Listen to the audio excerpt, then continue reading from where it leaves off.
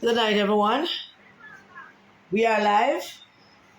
I'll just wait for some people to join us. Don't know if anybody joining us, but I'll wait and see if anybody joining us.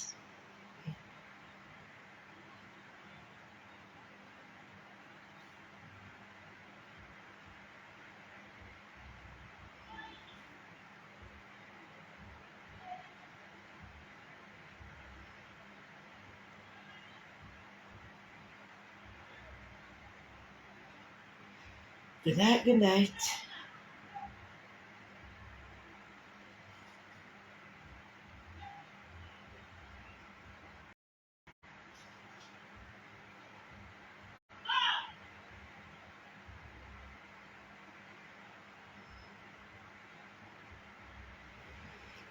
Good night, good night, good night, good night. There's people that join us, yeah. It's good.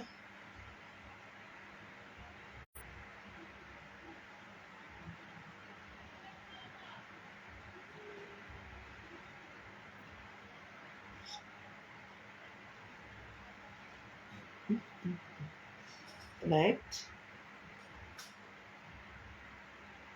Good night, Sonny. Good night, Yvonne. You're here early, Yvonne. How are you? Share the live, please. Tag somebody. And let us start.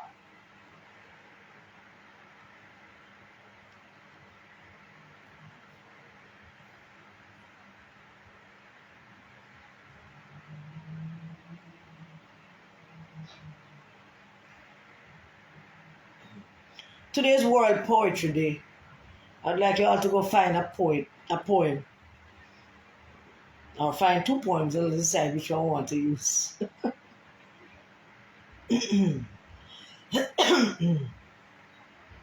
Good night, everybody. Good night, good night, good night. There we go. Great. Good night, Mark. How are you?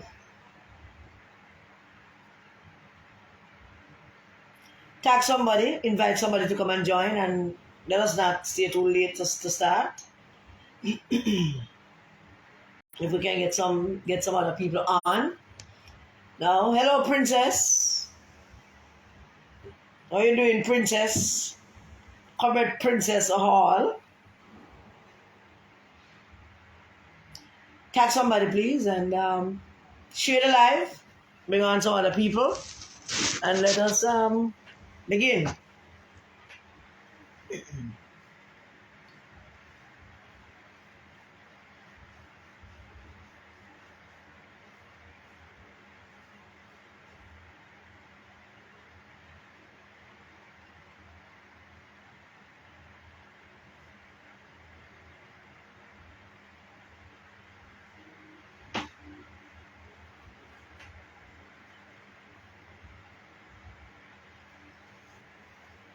I am good. I'm good, Mark. God is good to me. I'm not complaining about anything. It's rough, but I mean, we have life, we have a roof over our head, and where's the Princess? The resistance was at God knows today.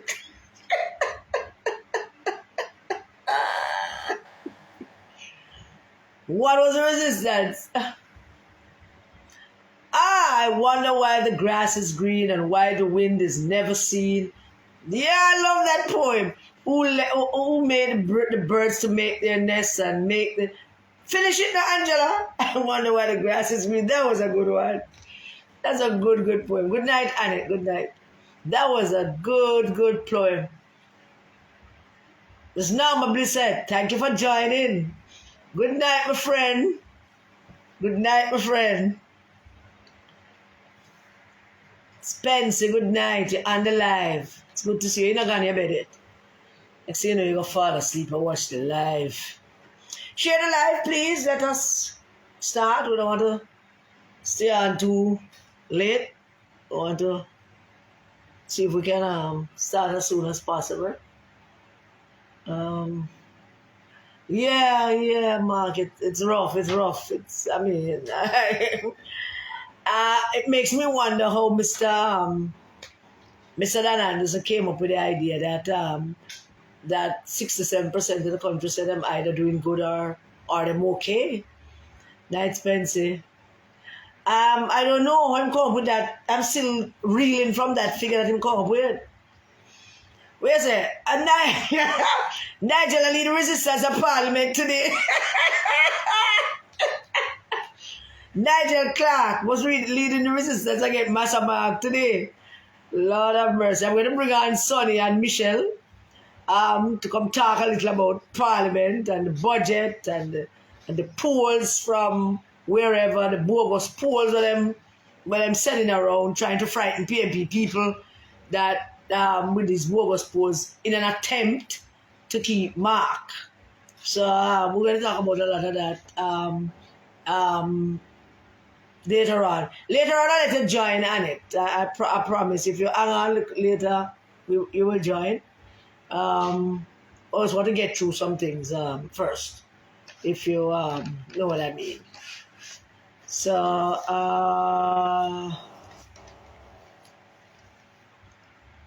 let's start. Yeah. So, all right, we can.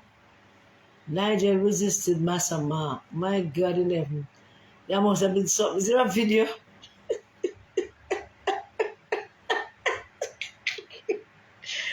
Is there a video? Huh? Is there a video of Nigel calling Bakra Massa Mark? Boy, I'm telling you, the PMP leader has become a joke. That makes a party a joke. Share the live, please, and let us start. Share the live, get some people on, and let us see if we can start. Happy Poetry Day to all. I trust everyone is okay. I mean, things are rough, but we have to just keep our heads high and continue to pray and hope that the good Lord will continue to provide for us, even though we're wicked and evil. No, the thing we have is God.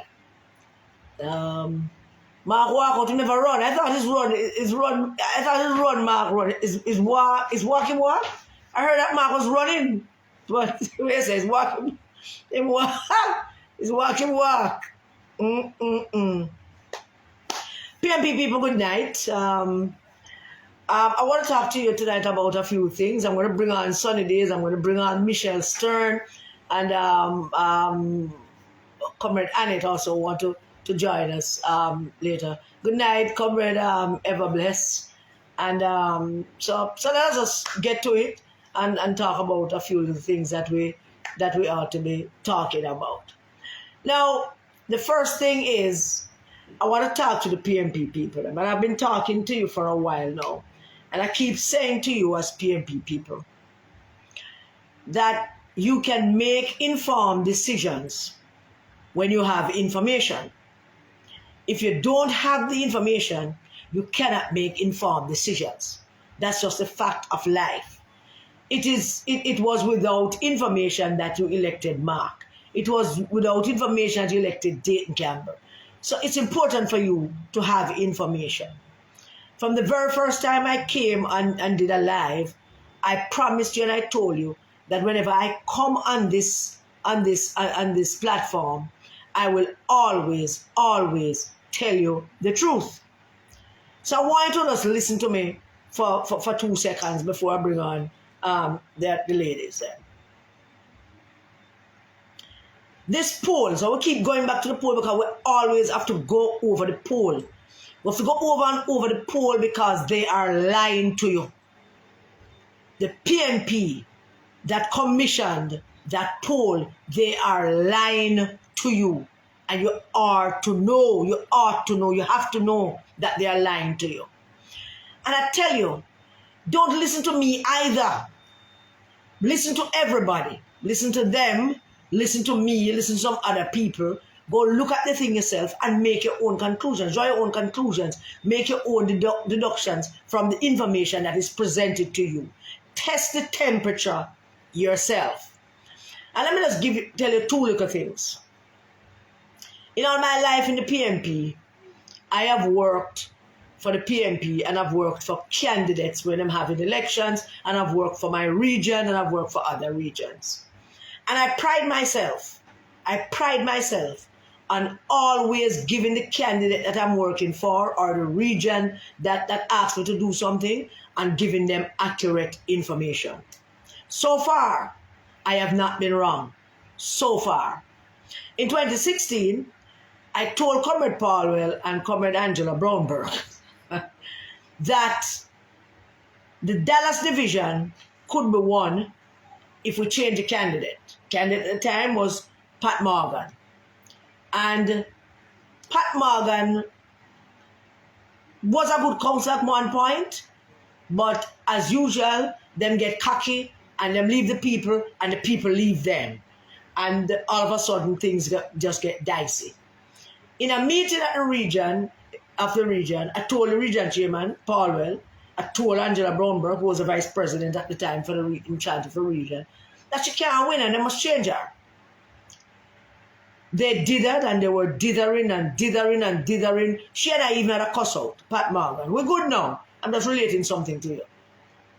Throughout my time out in the Dallas division, out in East Rural St. Andrew, I knew from just being there 2 weeks that we could win that division if we have a good and a different candidate. By the time they were there dithering, it was too late to change her. And even though the fact that we know that she could not win, we did such a good job in mobilizing the PNP people that the turnout was unexpected. Unexpected turnout we had in the Dallas division, even though we had a bad candidate who could not win. But I told them, and they knew. So I pride myself on that. If a candidate hires me to go find out how the people in Westmoreland feel about them, and I go down to Westmoreland and I test the temperature of Westmoreland, and I come back and I say to them, well, so and so and so, and this section is good and that section is not so good, we need to do this, or we need to do that. I am never wrong. And I'm not trumpeting I'm not really blowing my own horn, and I'm not boasting. I'm just making a case to you so you can understand where I'm going, where I'm coming from when I tell you what I'm saying to you. In the local government election also of 2016, I told Region 3, I outlined to Region 3 how we could win the KSSC and what we needed to do, and if we don't do these things, we're going to lose. They did not do the things I told them to, I asked them to, and we lost. And that is just how it is. When PJ Patterson was leader and Prime Minister of this country, whenever there's a constituency that is showing some signs of shaky or something, that PJ is interested that we win that constituency, and Dr. Lawrence would ask me to go down to the constituency, check out things, and come back for him. In those meetings, no matter what anybody else tell PJ, no matter what anybody else tell Dr. Vin Lawrence, he always turn to me and say, Karen, what is your report? My report is accurate. The Bluedot poll that come out and have Mark Golding sycophants them sharing it to PNP people to frighten Uno.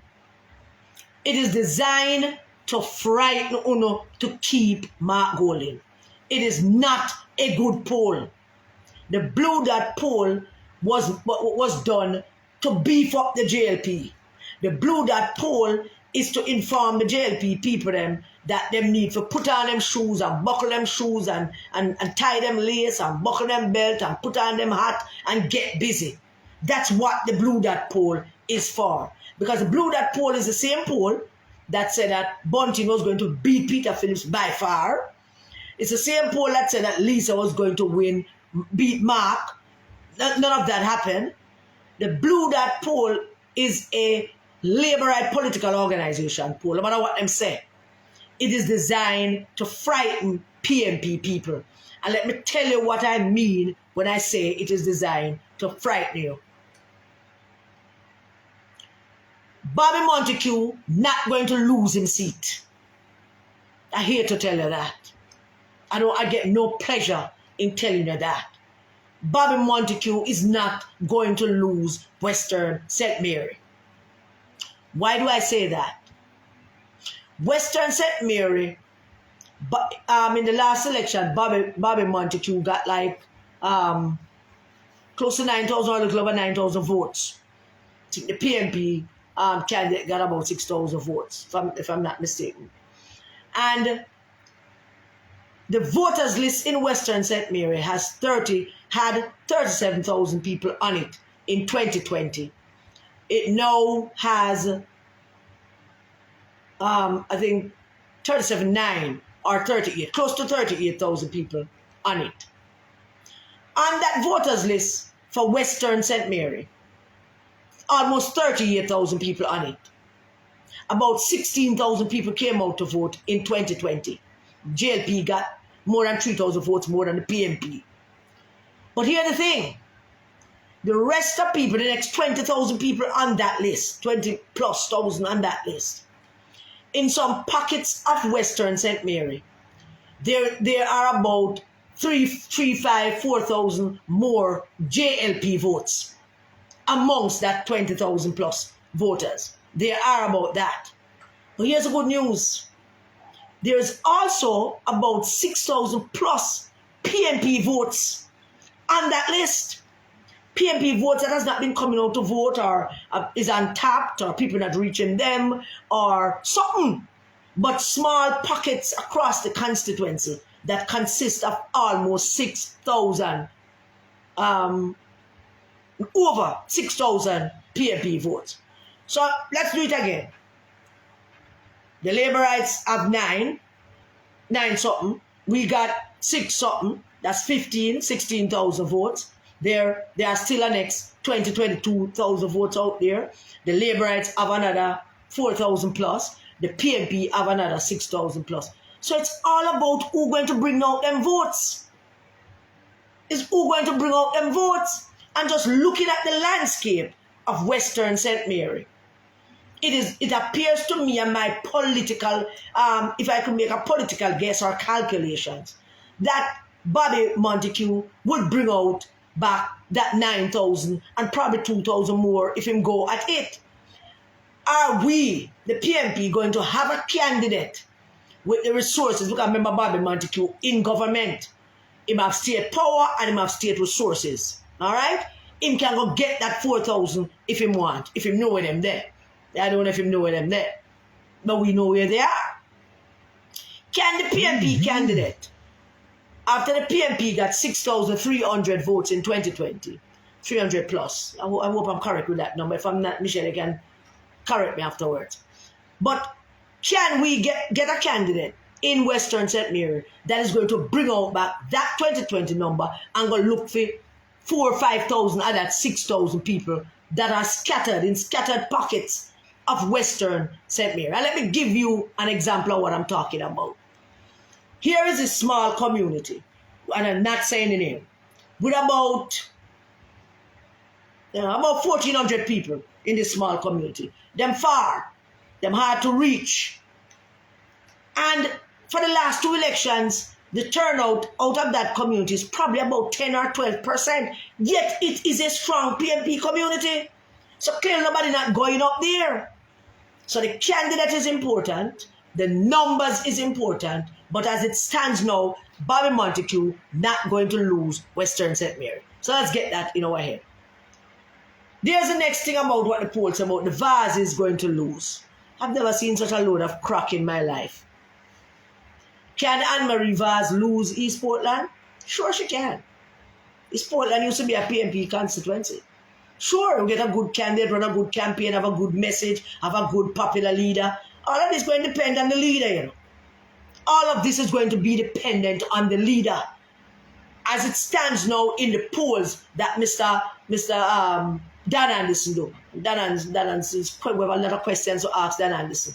But as it stands now, all the PNP needs right now is a popular and liked leader. That's all. The leader don't have to be loved, really overloved, just liked. A leader the Jamaican people like, really like. A leader that is popular. That's all the PNP needs now to push this thing over the edge. That is all the PNP need. A popular and liked leader to carry it forward and bring it to the finishing line. Because Mark Golding is not that guy. What Dan Anderson did with that poll, with people talking about 43% of them that their life is better off, 24% of their life is not so bad, or it remains the same. I am having a difficult time. The more I go into it, the more I talk to the genius them in my yard and the people them who I have schooled, the more I talk to them, is the more difficult it becomes for me to believe it. In the United States, 50+% of people say their life never get better. Same thing in Canada, same thing in France, same thing in Italy. Well, similar. Don't have none from the UK.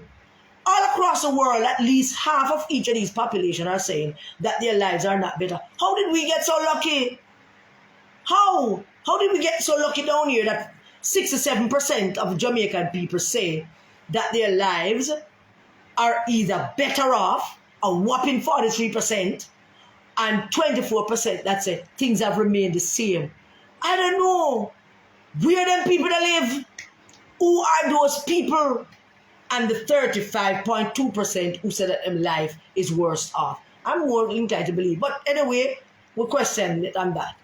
But what I want the PNP people to understand, how can you be ahead in St. Mary when you don't even have candidate in St. Mary? How can you be ahead in Portland? You don't have no candidate in Portland. How can you be ahead anywhere where there is no PNP presence? Remember, comrades, Mark Golding commissioned this poll. Them set this poll up. It's a setup.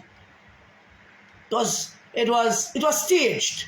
It's a staged poll. And Michelle will come on and tell you more about that staged poll. It's not a correct poll. So listen to me very carefully, PNP people, particularly the ones who are in constituencies that can be flipped, purple constituency, give and take. You know, it can be flipped one way or the other, like this or so. Do not listen to these polls. Do not listen to these polls. Do not take these polls as fact. They are not. So I'm speaking to the authentic PNP people then. Going on a constituency. Go do the work. Go talk to people. Go look for people. There is no conceivable way, none, that Mark Golding is going to take the PNP to any victory. No conceivable way. There's no conceivable way that the PNP is going to flip 18 seats when right now we are going to lose more than half of what we have. Come on, PNP people. Think. Use on the brain. When things change in the country, that change is felt. You don't need no poll to tell you that change. People on road can tell you that change. You go in a half a tree, that change is evident. You walk out through your gate, that change is evident. We all know that the people of this country are not with Andrew Holness. No poll never need to tell us that. We knew that before the poll came out, because that is felt, that is seen, that is evident. When them tell you that the PNP is 0.2% ahead, that is not evident. That is not seen. That is not logical. There is no evidence. There is no conceivable way to come to that conclusion. And you can't come to that conclusion while at the same time the leader losing PNP votes. What you thinking of? Just like how the woman tell me that asked me if the poll real. I want you to ask yourself that question. I want you to sit down in your communities, and I want you to look around you. I want you to listen to your neighbors, your shopkeepers, your bar owners, the gambling table. I want you to listen to them. I want you to listen to the unemployed people, the people who are ripe on people that are hang out. Just listen. And you can make that decision by listening to your own community as to where the PNP standing is. You don't need a poll for that. That's your poll, your reality. Come out of your yard, look down the lane, look up the lane, start a conversation with someone, just feel the vibes, and that will tell you where the Jamaican people are in terms of how they feel about the PNP. And once again, I wish to God I didn't have to say this. I wish to God I could tell you that, yeah, the poll are right, and yeah, we're going to do a thing. Me I wait for that day, you know. Me I wait for that day to come up on Facebook and say to you, say, yo, I hate this. PNP are going to roll in. It's not this. This is not it. The leader of the PNP had 21 points. Look at before him become leader. The poll was done. Lisa Hanna had 43 points. Him had 21. Yes, there was a secret poll that them hide from Uno. And them never show it to Uno. Bunting them keep the poll hidden from Uno. Because them not want to see it. Because them never want Lisa Hanna to be leader. Them want to give it to Mark. Back from Massa Mark. So when that poll was done, they kept it quiet. 21% of the PNP people said they prefer Mark. 43% of the PNP people said they prefer Lisa Hanna. You never saw that poll. So he had 21 when he became leader. Then he went 18. Then he lost 1 and went 17. Then he come back up 18 again. And what happened the other day? Him gone down now 14.7. Now you tell me, which part in this world, which part in that mathematics that you see Mark Golden leading PNP to victory, picking up 15, 16 seats? Tell me where in that math you see that. Don't make nobody fooling up. Many of you do have the university education. And you barely finish high school and primary school or whatever. Think, ask questions. Ask questions and pick them want to send to school, the one them were bright. Ask them to do the mathematics for you. Make them maths it out for you. And if you have doubts about the maths, call the maths gargan, Mr. Damian Crawford. He will maths it out for you. Don't let them fool you about all of this. It is not true. And that is what I want to start tonight by telling you. Do not believe what I'm sending out to you. Figure it out on your own. Figure it out on your own PNP voters, PNP people. Look at the numbers. Feel your community vibes. Look at your neighbors. Look at your children. When you go to school, when you go to PTA meetings, when you go in the activity, when you have a tree away from the bus, when you have town away from the bus, when you have Spanish town away from the bus, when you have Sava away from the bus, when anywhere away from the bus, when you have the taxi. Figure it out. Listen to people. That is your poll. And I'm talking to you people because I wouldn't have to bring out voters. Not Mr. Dan Anderson and not Blue, whoever that, whatever Bluedot name. Not them. The Bluedot poll. Not a fool thing, a PNP thing that. Don't even look at it. Don't pay no attention. So, that's basically that what I want to say. Share the live, people. Share the live. Bring on the PNP people then. Is Sonia ready for come on? Where are you? How do we do this thing again? Here we go.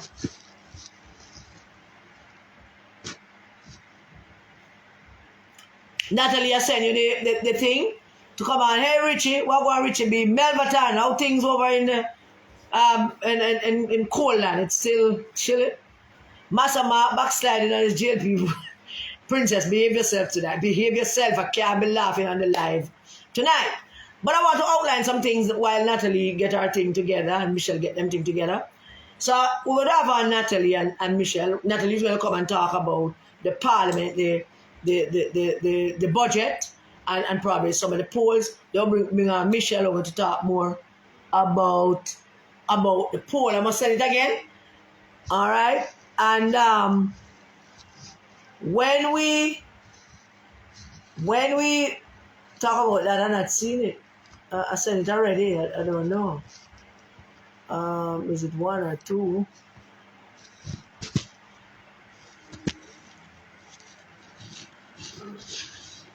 But I said it. I said it. It's not coming up back for me to see it again. So I don't know. All right. Let me go back and go back. Don't forget that I'm not good at this. You know? Do not forget. All right. There you go. Again. So we're going to talk about that. We'll talk about poetry. We're going to invite you all to come, somebody to come out and do a post song. At the end of I have two things I want to discuss. One thing I want to talk about, and then I want to ask Damian Crawford. I've something to say to Damian Crawford at the end of the time. So it is. Welcome, madam. How are you? I am great. How are you? Good, I'm good. How are you? I am great. God is good to me. I'm not complaining about a thing. And I people complain about how hard things are. I'm just going to leave it alone. Because I can't manage it. Right? Yeah, it's you. But God, I'm usually in your state. That's all. yeah, but me I run the thing tonight. Yes. That mean you can go on with anything you want to go on with. I like. Yeah, man, you can go on with anything you want to go on with, man. Good night, Dean. Good night. Good night. Good night. All right. So who's a good evening again? Melbatan. Great. Stay on Melbatan. We might want to link you up. Go, Sonny. Take the stage now. Do your thing. Yes. So where do we begin, though? There's so much. Boy, I'm telling you. So much fun tonight. So much fun. Yeah, I was wondering where exactly to start. Cause say I have to comment on what I saw come out of the party today. But I don't want to start there. I will leave that to the end, right? Yeah. All right. So this is like the second walkout because, we keep up with what's going on because we're political fanatics to an extent. So this is like the second walkout that happened this week, right? The first one happened a few days ago when the Prime Minister did his thing.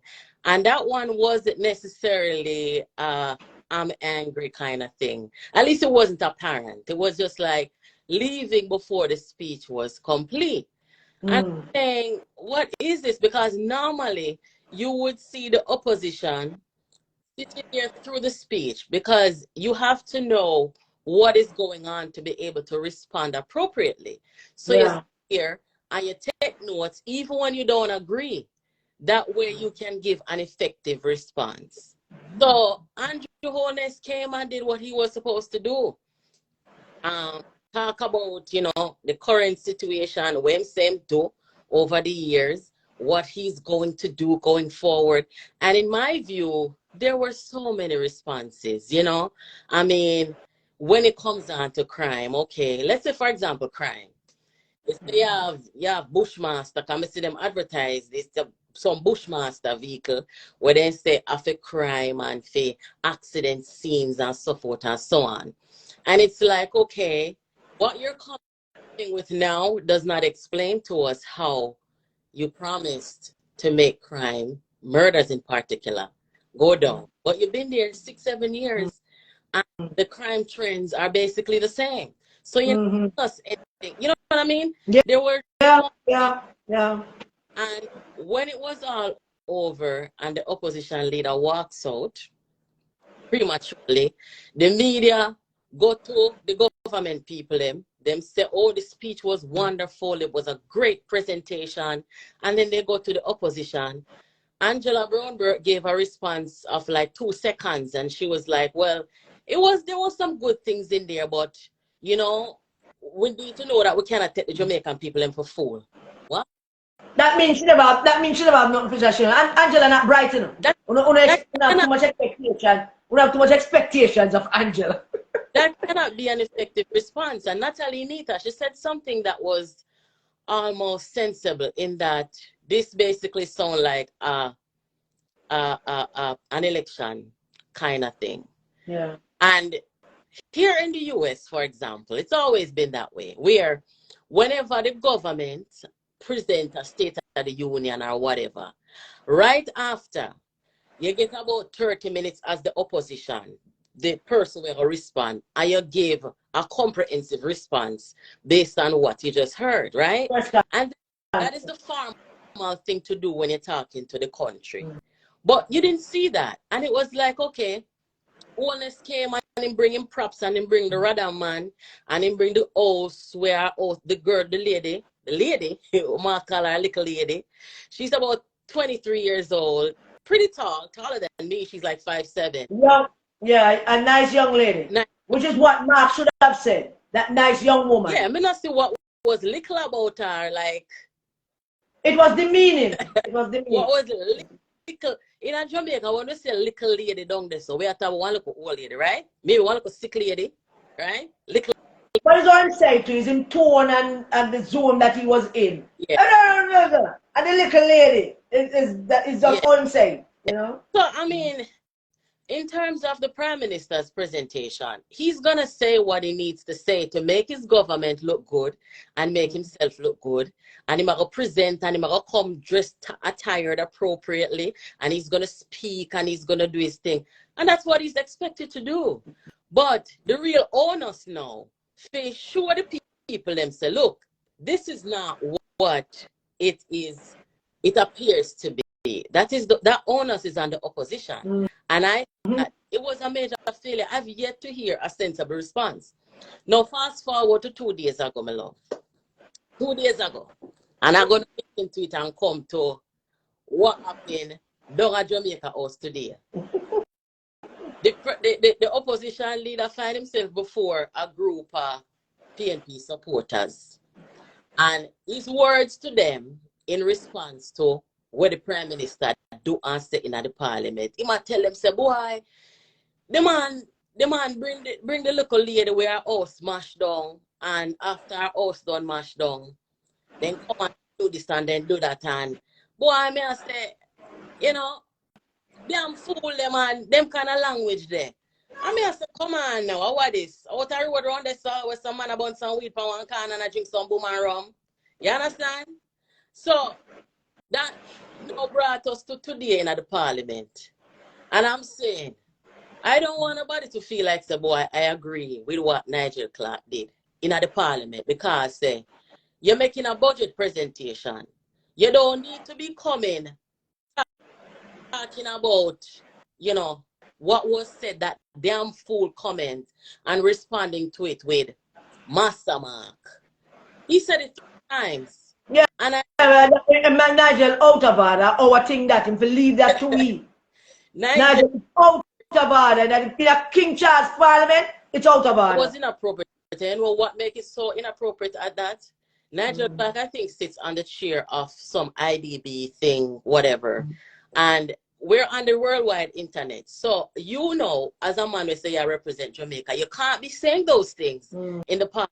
A time and place for everything, right? Yeah. No, it is very hard, Karen Cross, to feel sympathy and to defend Mark. Because here's the truth of the matter now. Truth of the matter is, Mark is a man who disturb everybody all the while.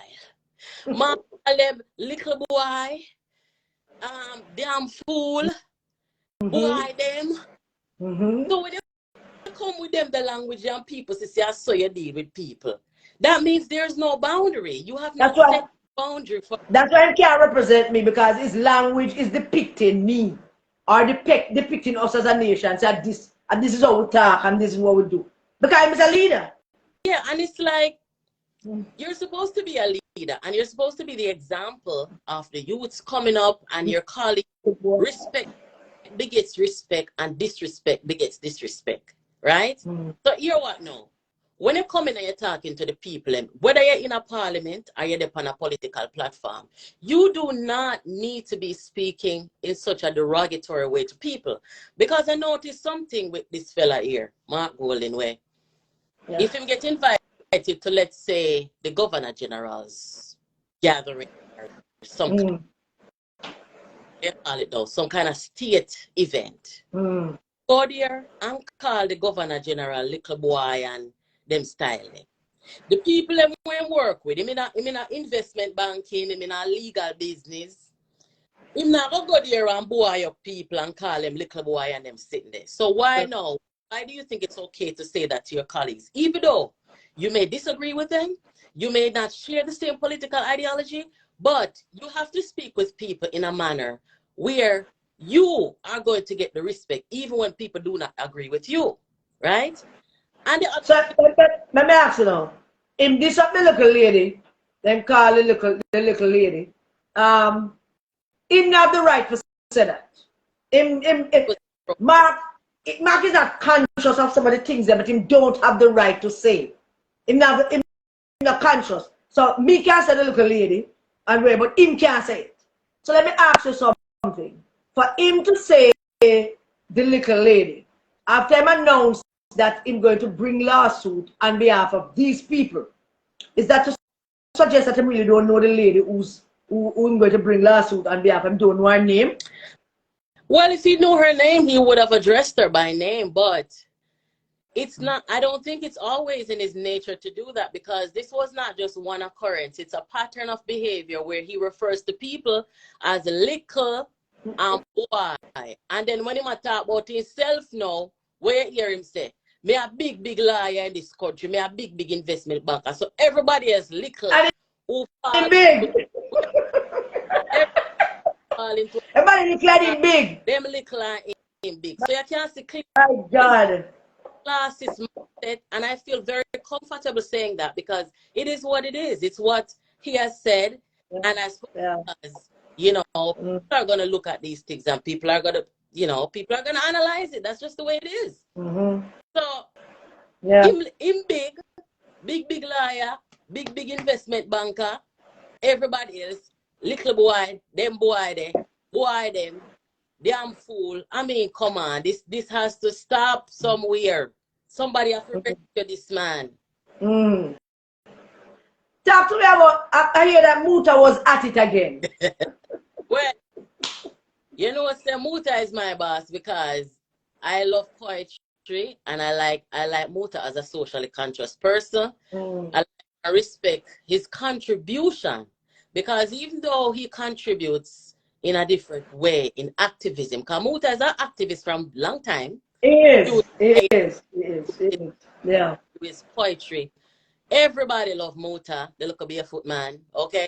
So Muta now 2 weeks in a row, because I listen to Muta. I don't catch the program live, but like on Fridays, they'll put it on YouTube and I will listen to it. And 2 weeks in a row, I hear Muta saying that Mark Nana vibes. Him don't talk like a PNP leader, because normally PNP leaders, they can talk like a little girl at the back of the class. Him talk, which is disrespectful to little girls at the back of the class. Yeah, because we speak up no matter where we're sitting, And it's like I don't think that Muta meant to be derogatory, because Muta is a fair person. Him not just diss up people. So they're not disrespectful to people. But he was saying, listen, we have seen, and this is no indictment on the PNP, because he clearly said that we have seen leaders in the PNP before. They don't behave like this. We not see this, and then him go on to say, I wonder if Mark need medication, right? So when the thing I go reach this so now, where I wonder, I say if he need medication, and him then I laugh. I see. So where I have now is, in addition to that, KD Knight said a couple nights ago, or last night, was it last night? We don't reach us yet, but go stick to me Muta for a bit. No, me just try. Yeah. Do you get the feeling? That is it with Muta's commentary and Mark, and it wasn't a one-off thing. The first one was a pretty long commentary, and then him at it again this week. Do you get the feeling, as I do, that Muta, as a socially conscious man, pick up outside the country that this is how the people feel about Mark Rowley? Well, yes, because remember I said Muta is a man who talk for the people still, You have a wide section of the Pan-Africanist movement, Rastafari movement, and what we would have called the average Jamaican people. And when Muta them get par radio, him listenership is wide and far, even at the diaspora. And people who are journalists and people who, use the radio and television to make those extensive commentaries, they're not just talking for themselves, they're talking on behalf of people as well. So yeah, speaking, I mean, we're in the social media space, and we hear not just Muta, we hear bloggers, vloggers, activists, men, women, diaspora, Jamaica, everybody is saying the same thing. They're like, where is the People's National Party? the country need one. Even people who don't care about politics, may hear I say, look, we cannot function like this. We need a functional opposition. No, People that they might not like the PNP and they might not even vote and they might not even participate in the political process, but they are aware that we're a two-party constitutional monarchy, and in order for the democracy to actually work, it requires the two-party to be actively engaging the Jamaican people. So they keep asking it because them see the JLP actively out there, them a government, and them those nobody defending them. That's what they mean when they call it, where's the next party? When people ask, so what happened to the PNP? Them don't necessarily mean that they're going to vote PNP or them love PNP. What the people are asking is, where is the next part of this democracy that we live in, this two-party democracy that is a part of our system that we rely upon? Where is the next part of it? And that's what people talking about when they're asking about the PNP. It hurts to my core when I hear people asking those questions. So what happened to the PNP? well, I'll tell you one thing, Karen. The diaspora and a lot of people in the diaspora, they have assets back home. They have family back home. They're very concerned about the status and the current political situation in the country. This voter apathy that we're seeing. In order for a democracy to function properly, you have to have a healthy democracy, and that involves a functional government and a functional opposition, right? That's right. And we're not just saying these things just because we may not like Mark Golding or because people may see that Mark Golding sabotage the party and stuff like that.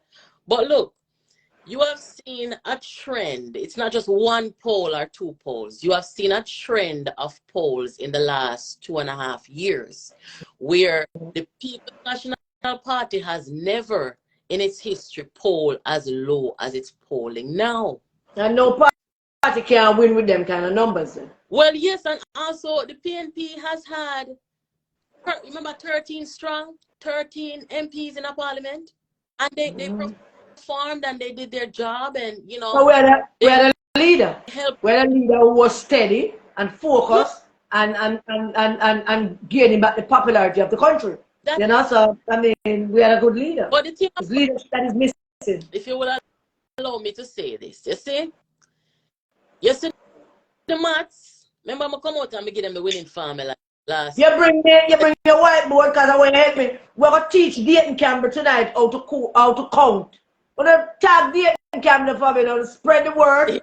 We're gonna teach Dayton Campbell how to count. Yes. Tonight. So we give them the winning formula because we are winners around here. Yeah. So we give the winning formula last week. And the truth of the matter is, when I see these polls coming out, you say this I want a commission poll and that the one the commission poll.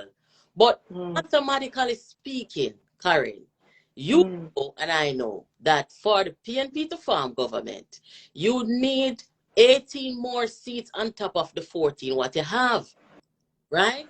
So if you are so unpopular, no. Hold on there, 1 minute then. Garfield Reed, we are not politicians. And I don't know why you're coming on the live to ask us for solutions. Are you not listening? We're giving solutions. We're teaching Mark how to talk about women. We're teaching Mark how to behave as an opposition leader. What does you want us to do, boss?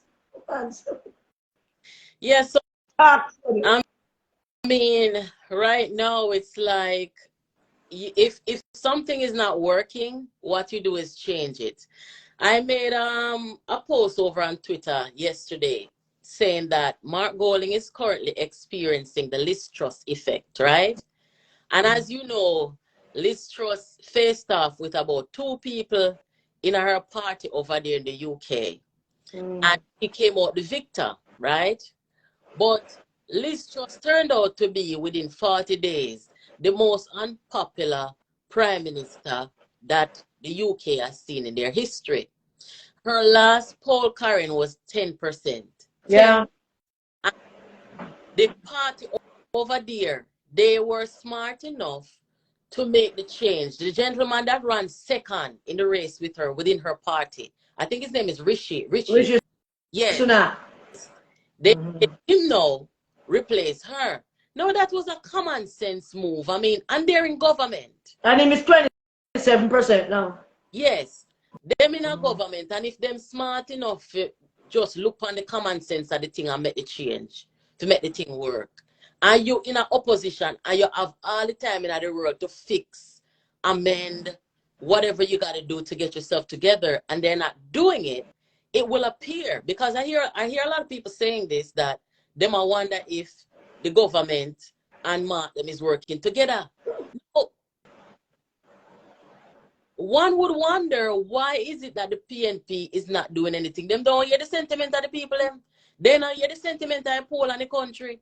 You know? So it's like, what is really going on, you know?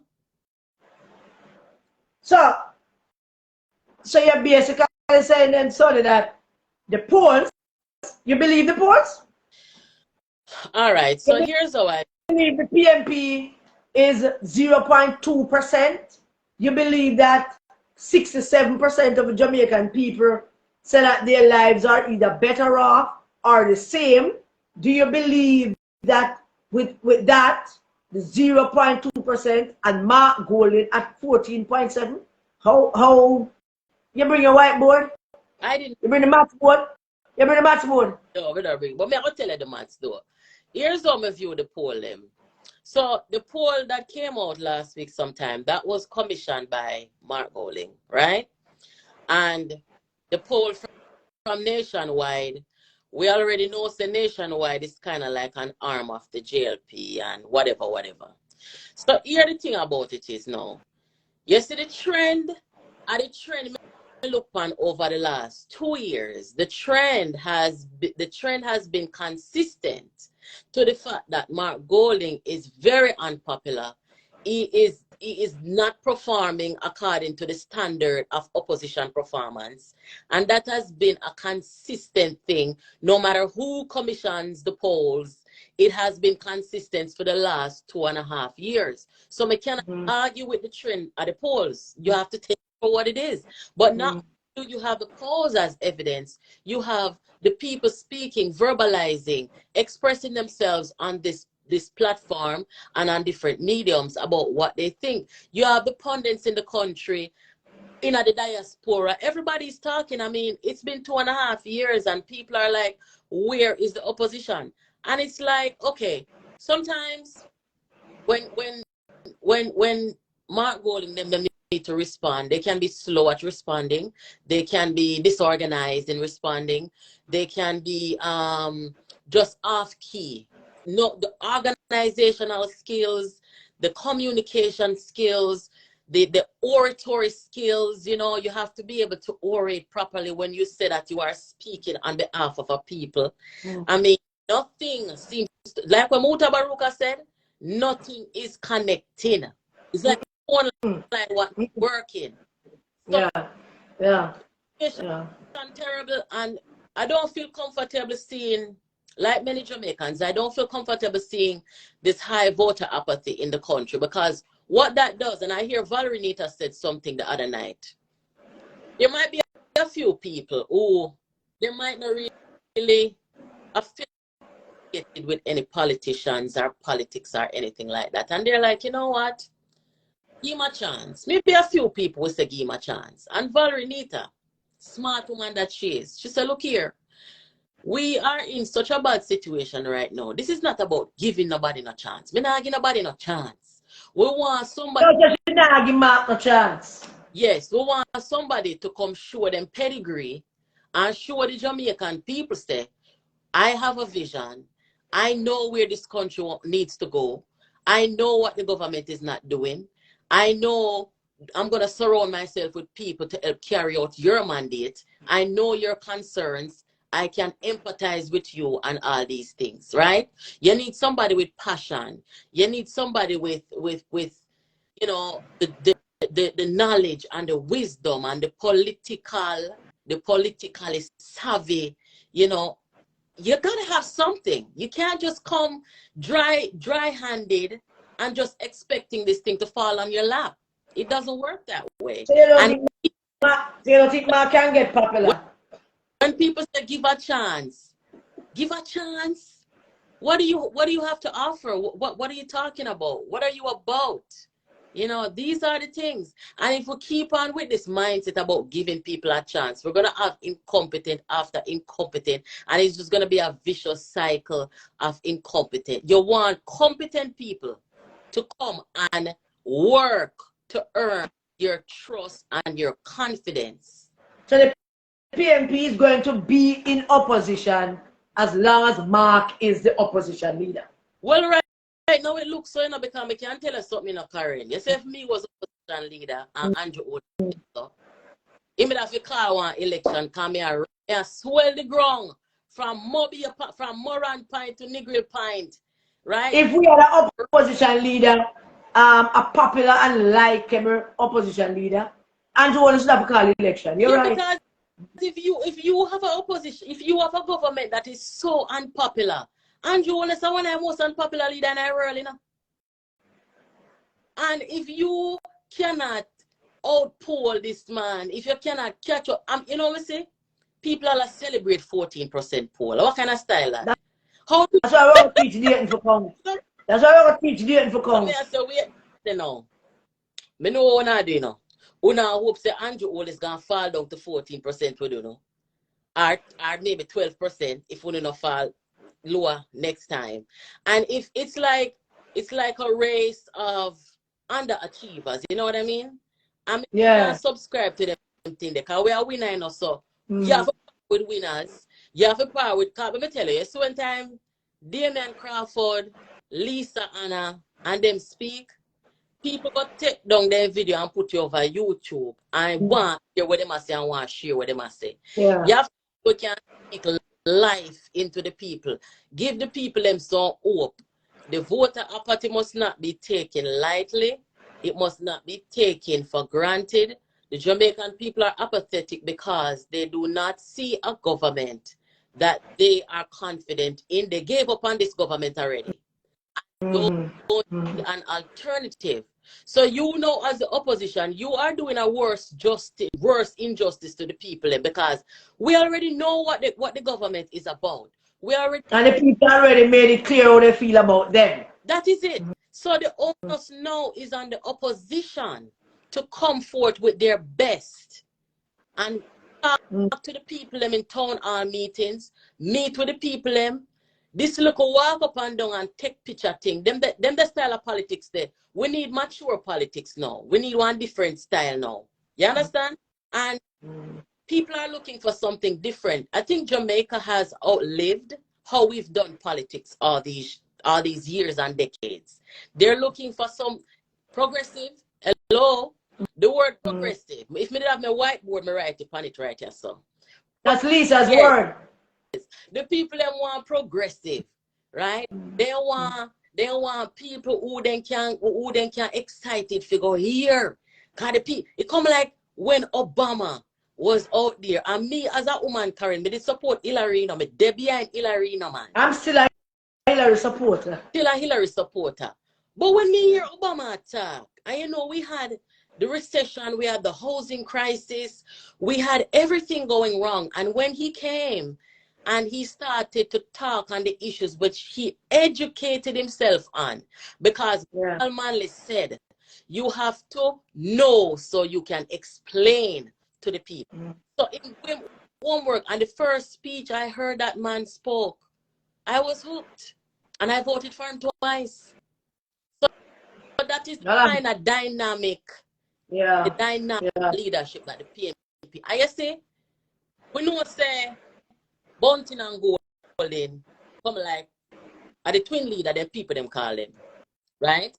Leader number 1 and leader number 2. Leader number 1 and leader number 2. So here what? You see, if them love the people and love the country, they would understand that this is not some business acquisition that they would do BB&G, right? This is not some political experiment at the expense of the Jamaican. Them probably think so. Time for Peter Bunting to come out of Mark Gold in back pocket and tell him that listen, this is not working. Because it's not. Because I mean, look, Bunty lose his seat, Gaetan lose his seat, Ian Eels, Azan, and all of those people that Mark Golden put around himself are people who lose their seat. What that tells you is that they didn't do something to make the people have the confidence in them to re-elect them. Is it like I'm telling? No, no. So with that being said now, they lack what it takes. Remember, Karen, when they first came, maybe we could talk about message now. Message, before me forget. When they first came, what was the message? The power of the dream. Can you translate the power of the dream? Well, we don't know. So the power of the dream was Dayton Campbell's 2020. That was his slogan for his campaign in Northwest St. Anne. Which he lost. Yeah. Right? So this goes to what that tell me is that Mark Golding is not studying, he's not thinking, he's not putting in the time and the effort to even come up with a message of his own as the new leader.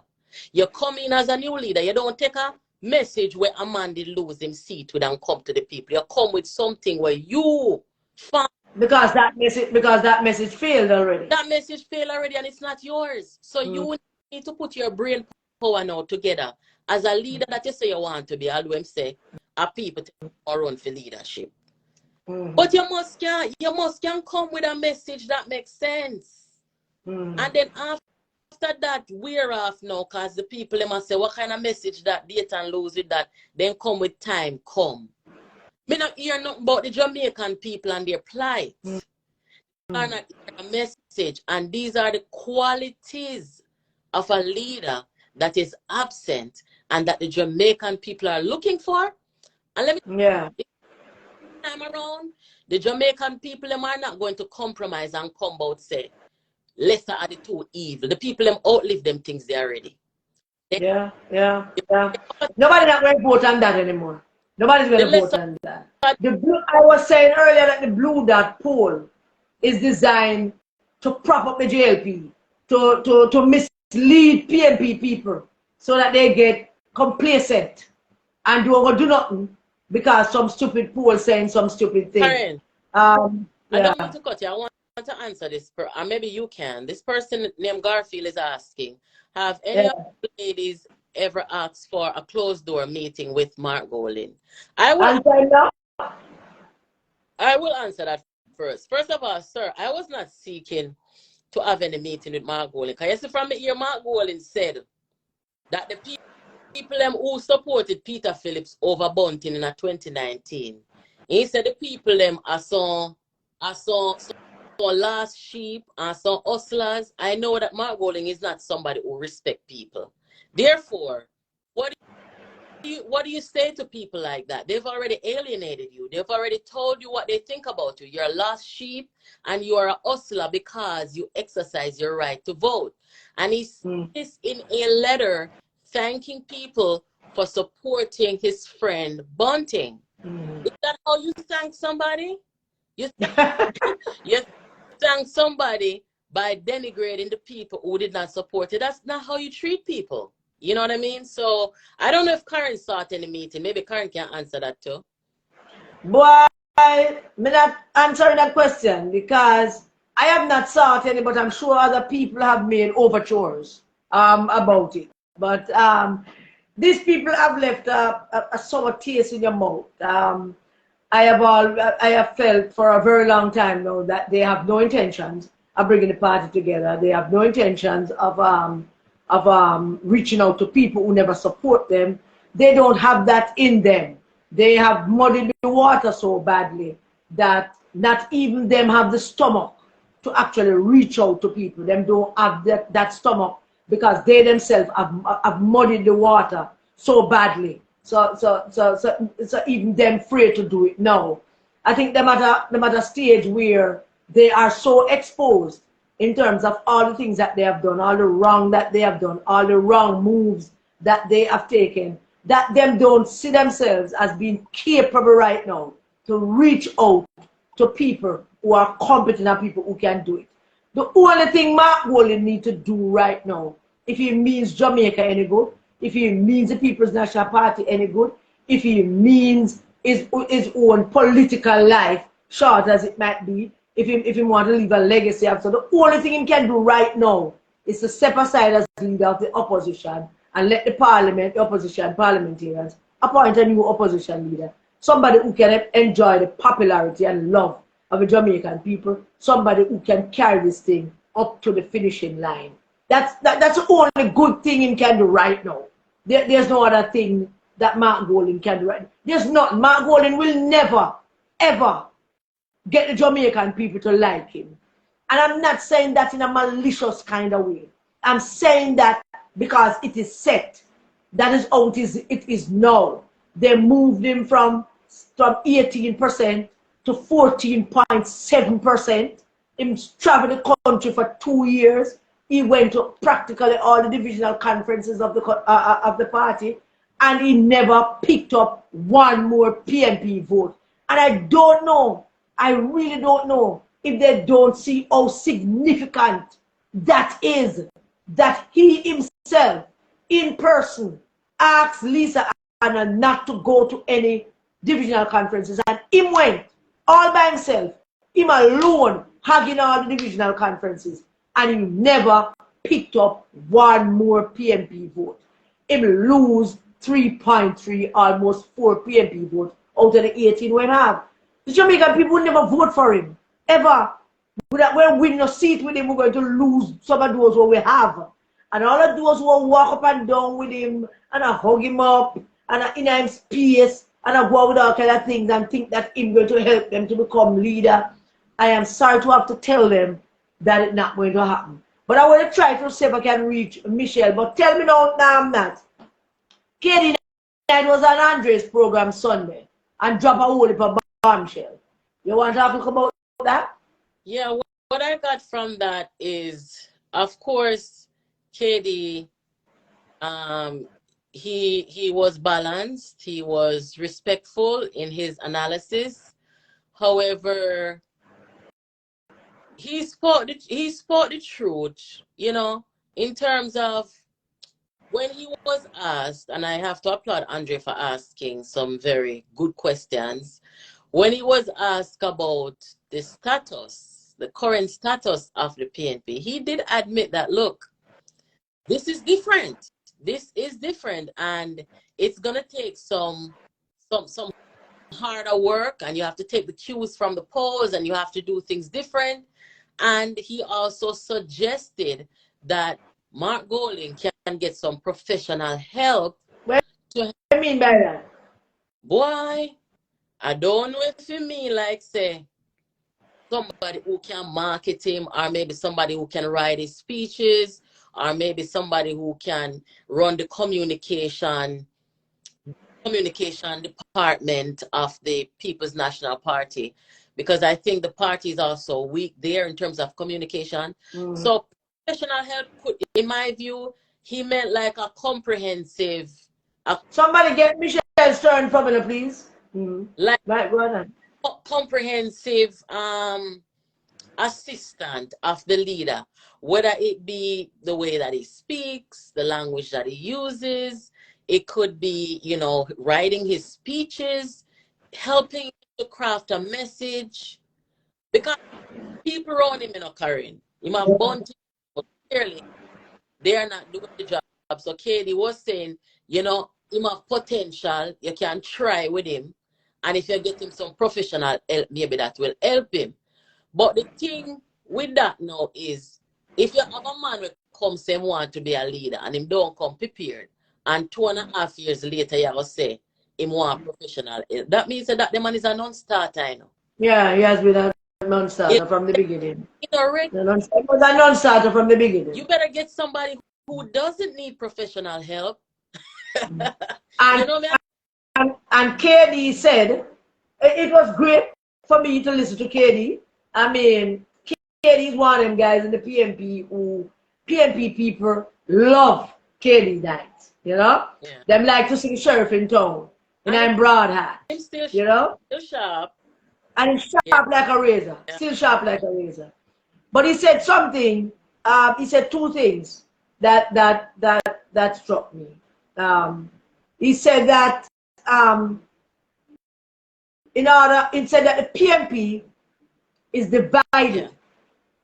And he stressed that division to give the impression that it's not only divided with them in there and we out here.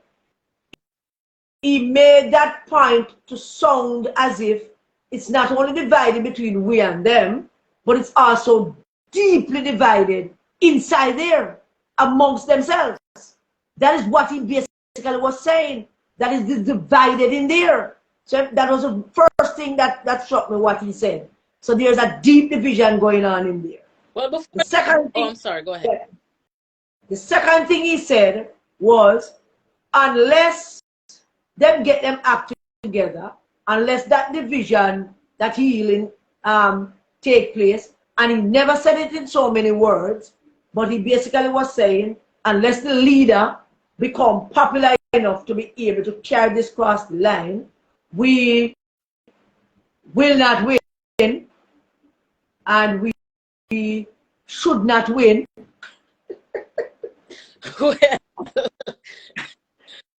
No, first it said, we cannot win. Will not.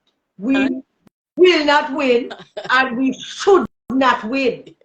He's right though, because you cannot take a party where divided, where it's too fragmented to do well by the people. You got to come in stable, folk in order. But two things that Katie said.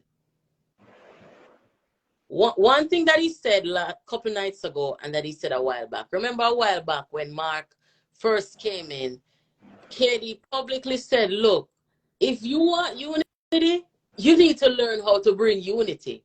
I'm not quoting him, but in essence, that's what he said. And Katie came on the thing one night here, and they misinformed Katie. I don't know who misinformed the man, but that was... Them man, the risers them will send out the fake poll and tell Katie say and give Katie bad information. Tell us what he said. Bad information. I tell him say Mark I get traction, and Andre on his game as usual and said to him, Mr. Knight, where you got that information? And he had to correct him and tell him what the poll said, the 18% and the 14%. So Katie said him see it in our post, and yes, misinformation are one of the worst things out here. You know. Travels fast. Yes, yeah, so he was gracious in accepting, you know, being corrected. But I mean he tried. Well, Jamie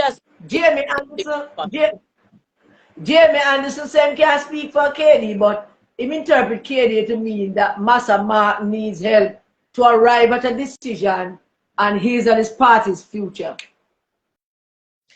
Jamie, Katie's not gonna come out here and say certain things like other people would have said, because he's still a member of the party, and there's this thing where you kind of protect the organization. So we're not gonna beat up Katie for not coming and talking the truth or way, but I said behind closed door, right? I don't know what he says behind closed door, but what I do know is that Katie is a smart man. You know what Katie said when he supported Lisa Hanna in the last internal election, and it struck me that I had to stop and think about it, and I smiled when I replayed it. The first thing he said that was that, look, somebody who is coming to be leader, you cannot come to be leader because people tell us you must come to be leader. You must have a passion for it. And it was important, because Mark said him wife tell him for go feed, him friend them tell him, and just passion. Bunting tell him. Bunting tell him. That look a savage. Bunting tell him. Machiavellian one. Yes, but Karen, fun and joke aside, you know, people are asking me this question and I don't know what to say. Maybe you can tell them. Why is it not to do? Huh? Why is it? People are asking, why is it that Bunting is not helping Mark Golding to do better, to perform better? Bunting can't help Mark. Bunting is a little man with a rotten ego, and Bunting is still vexed that Mark get it. And then him think now that him could control Mark and make Mark into something that then him could get a seat. But Mark, him vex now that Mark is really effing it up. Him vex that Mark just can't get it right with the dancing and the Jamaican talking and the change of clothes and the new shoes, and him just now getting some Bunting fed up. Bunting is fed up, so I think that Bunting in there sabotage him.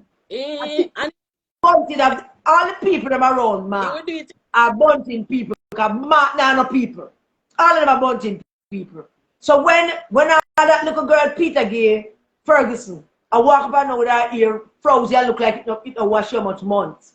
And some tight up clothes will look like them want to wash.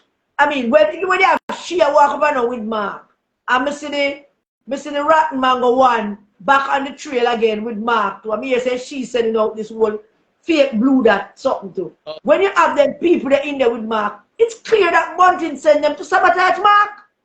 Boy, something wrong, yeah, man. Because when Mark run the campaign, you know, he spent a lot of money, right? Yeah. And he spent. You think that fee, I think him not to give it up because he spent a lot of money to get it. That too. But Karen, one more thing before Michelle.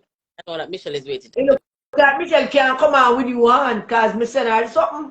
Me not understand her. Oh, me don't know if you can take 3 people here, so maybe can. But yeah, I was trying, I said it to her, but maybe we have to bring her on after. Yeah. This money thing here, I mean, people will say, what is wrong with the MP them in a PNP? Why them don't do something about this thing here or whatever? I see this money thing here, when Mark Golding come in, Mark Golding never tell the people them say, boy, he can lead the party and he can lead the country and him want to, he's passionate about the job. What he says is, him have enough money and him have enough tapanari friend we can help the people them. So you see the facts, you know, the MP them in there, them now rise, no pun intended, rise to the occasion to respond to the sentiment of the people. I personally get the feeling that because he came about and said, look, me have whole heap of money, me have big investment banker, me a big liar. I think the people are intimidated by that. And I think they believe that the public and the party is convinced that if you don't have a lot of money, you're not worthy for to lead the party. You don't have. But if the polls is to believe, if the polls are to be believed, it's clear that they're rejecting that now. Either that him do have no money and it now run, or they are rejecting that idea that you need a leader with money. That's why we're going to teach the for count tonight. Because Mark have what? 2.1 million? That's all about? 2.6 million US. Don't know, a little bit of money. That can't even go into retirement with some amount of money. But Karen, me go leave, you know, make you bring on Michelle. But what I'm gonna say to the great to have you on. Great. The maths formula before me go away. Yeah. The winning formula that I gave when I here. Do it again. I'll give you the formula again. Huh? Yes. Lisa plus Damien plus Palwell equal landslide victory and 50 seats for PNP. The losing formula, which the PNP are work with right now, Mark plus Bunting plus Dayton equal mudslide and 6 seats. Right? So if we don't want the winning formula, we start to write letters, do petition, whatever you got to do, because joke aside, this is about a healthy democracy in Jamaica. And the people... we can't have no election for party leader. No. Mark would just do the thing, step out, you know, and make one of them other take it up. You have more respect like those. Huh? You have more respect when people do stuff like that. You know? Yeah, man. Mark would get popular overnight. Popular overnight. Everybody on the road say, Marky G. Fist. Yeah? Move off the face. If you understand, you know, how you become popular sometimes, you have to do the hard things. If Marky G ever just say to them guys in the parliament, yo, I'm going to leave, select one on one, if you take it over now, and so on and so forth, I'm gone. Marky G, popular man will bring him on Facebook roll out with him, man, and hang out with him. Marky G be popular. If you want to do that. Drink, I wouldn't love in drink. And we can't have a Jews there, they come all a curry goat session, a rum drinking and curry goat session. Pay things you don't go on with, man. Dance, I love dance. Pay things you don't go on with, man. If you just do the right thing and just step outside and make we just honor him and glorify him and I feel with Mark and a Marky G, I feel with Mark. We can trademark, we could trademark Marky G t-shirts and trademark Marky G hats. Yeah, because Karen, before he became leader, you know, more people like him, you know. He was a popular guy within the PMP before he become leader. Them just never know him can't lead nothing. But friend him come with this leader thing is like the people them, you know him need to go back to the class and you know, me could go around they go all the vibes, round at the back of the class. Yeah. All right, Sonny. Thank you, darling. Thank you for coming on. Come on. Good. I believe you guys. Take care. Oh, you lock off this. Lock me off. Change viewer.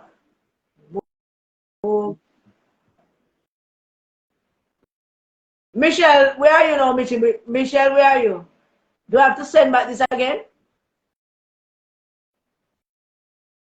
Michelle.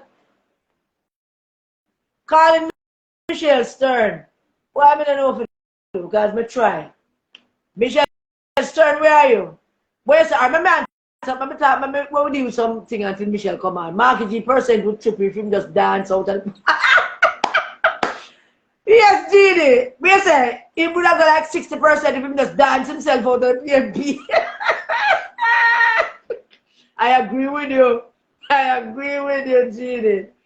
Dance out of the PMP Marky G. Just step aside and give it to one of the popular people, and then we keep a party for you. We are your big and great and a roll out big time. Michelle Stern, where are you?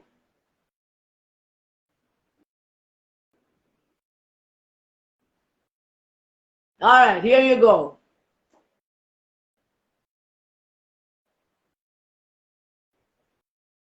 I said it, Michelle. Comrades, share the live, man, because the live not on yet. So Michelle coming now and me check say still what a shirt, pretty. Pretty. Full of colors today.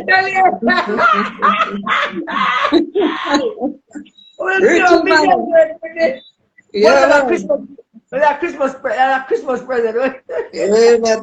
I won't tell you how many years I have that. You think Sarah won't? Don't tell us how many years we have. No, please, don't give me the years. You know. Don't give me the years in the clothes. Don't give me the years. You think Sarah won't? Come and add it, Palmer. Me know me soon bring you on when Michelle done. Good night, Michelle. How are you, my dear? I am wonderful. How are you? I am great. I know you have been at it all day preparing for Miss J's funeral and go on Facebook to send condolences to Michelle who lost her Miss JJ gone to our savior and our company. Thank you. Thank you, love. But Miss JJ not got today, they don't want him there, so I see Miss J, I look for you. Yeah, man, she can come. She's welcome. Yeah, I know she is. But anyway, my son was doing the thing and spoke about the parliament a little bit and but you can talk about anything you want to talk about. But first and foremost, I want you going to the poll thing that we had discussed and just tell the people what more they need to know. Well, I was looking at the Bluedot polls and reading up about it, refreshing my memory as to what I read some time ago about it. Now, Bluedot is engaging in a slightly different type of polling. It's not doing the traditional where, you know, you send people out into the field and they spot somebody and, all right, that person fit a certain appearance, I suppose, what they use, and then they stop them and ask them if they're on the voters list and so on. So they describe themselves as using what they call neuroscience to predict outcomes. Now, neuroscience is the study of the development of the nervous system. Let me say something else, but we won't get into that.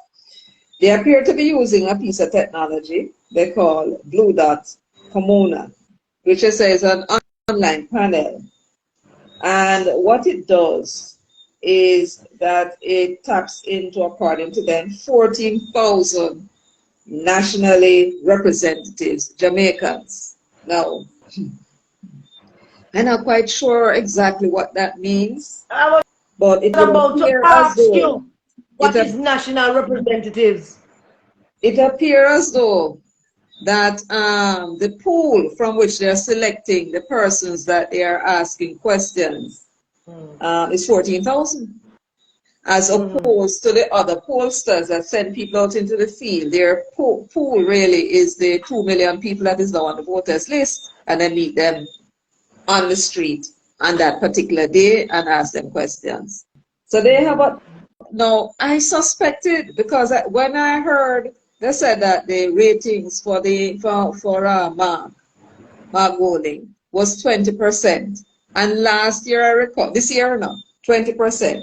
When Don Anderson is saying it slipped from 18 to 14.7%. They said 20%. Last year I recall they said 20% when Don Anderson said 18, right?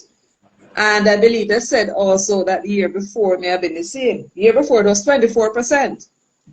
So I said, but this sound as if they're using the same people that they're polling each time, because how can 20% this year, 20% last year, and 24% the year before is saying that Mark is doing an excellent and a good job?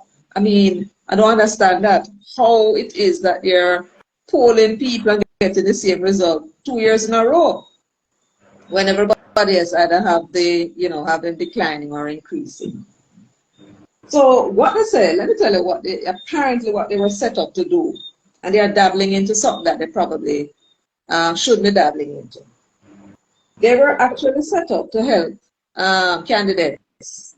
This is my interpretation. Help candidates in an election.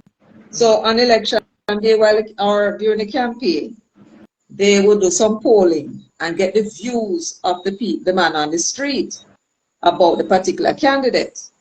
Then they would send a message, or the candidate can go online and see the poll results coming in live on what they call a dashboard, live poll dashboard, right?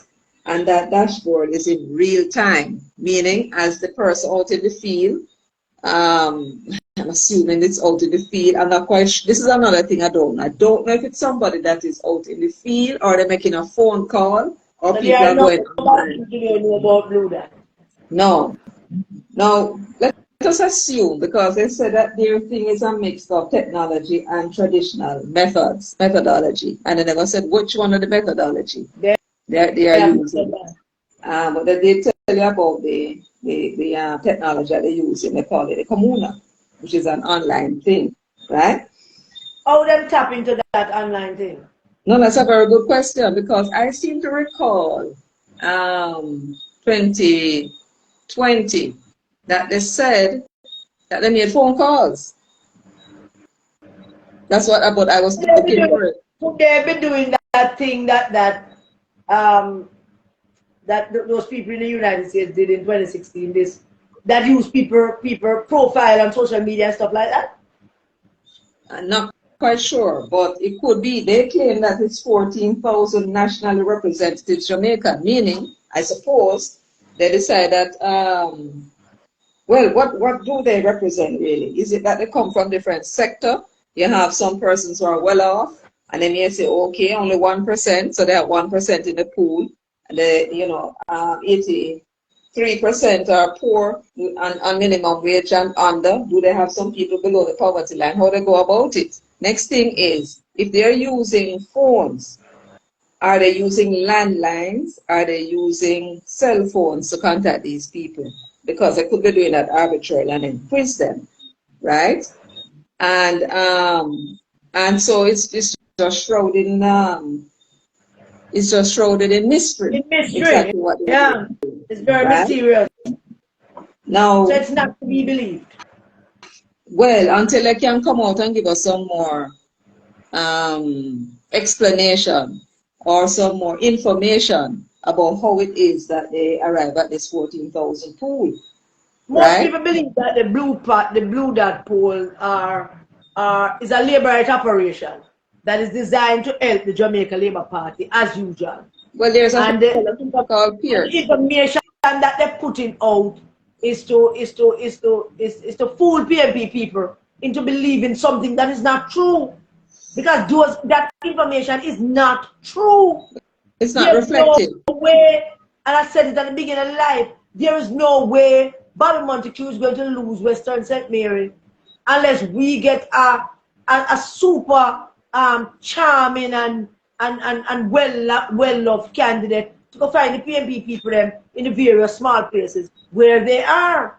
There's no way the Vaz is Anne-Marie Vaz can lose, but there's no way that how did they come to the conclusion that we are leading in St. Mary where we have no candidates? Oh, they said that? We're leading in St. Yes, Mary. how did they come to that conclusion?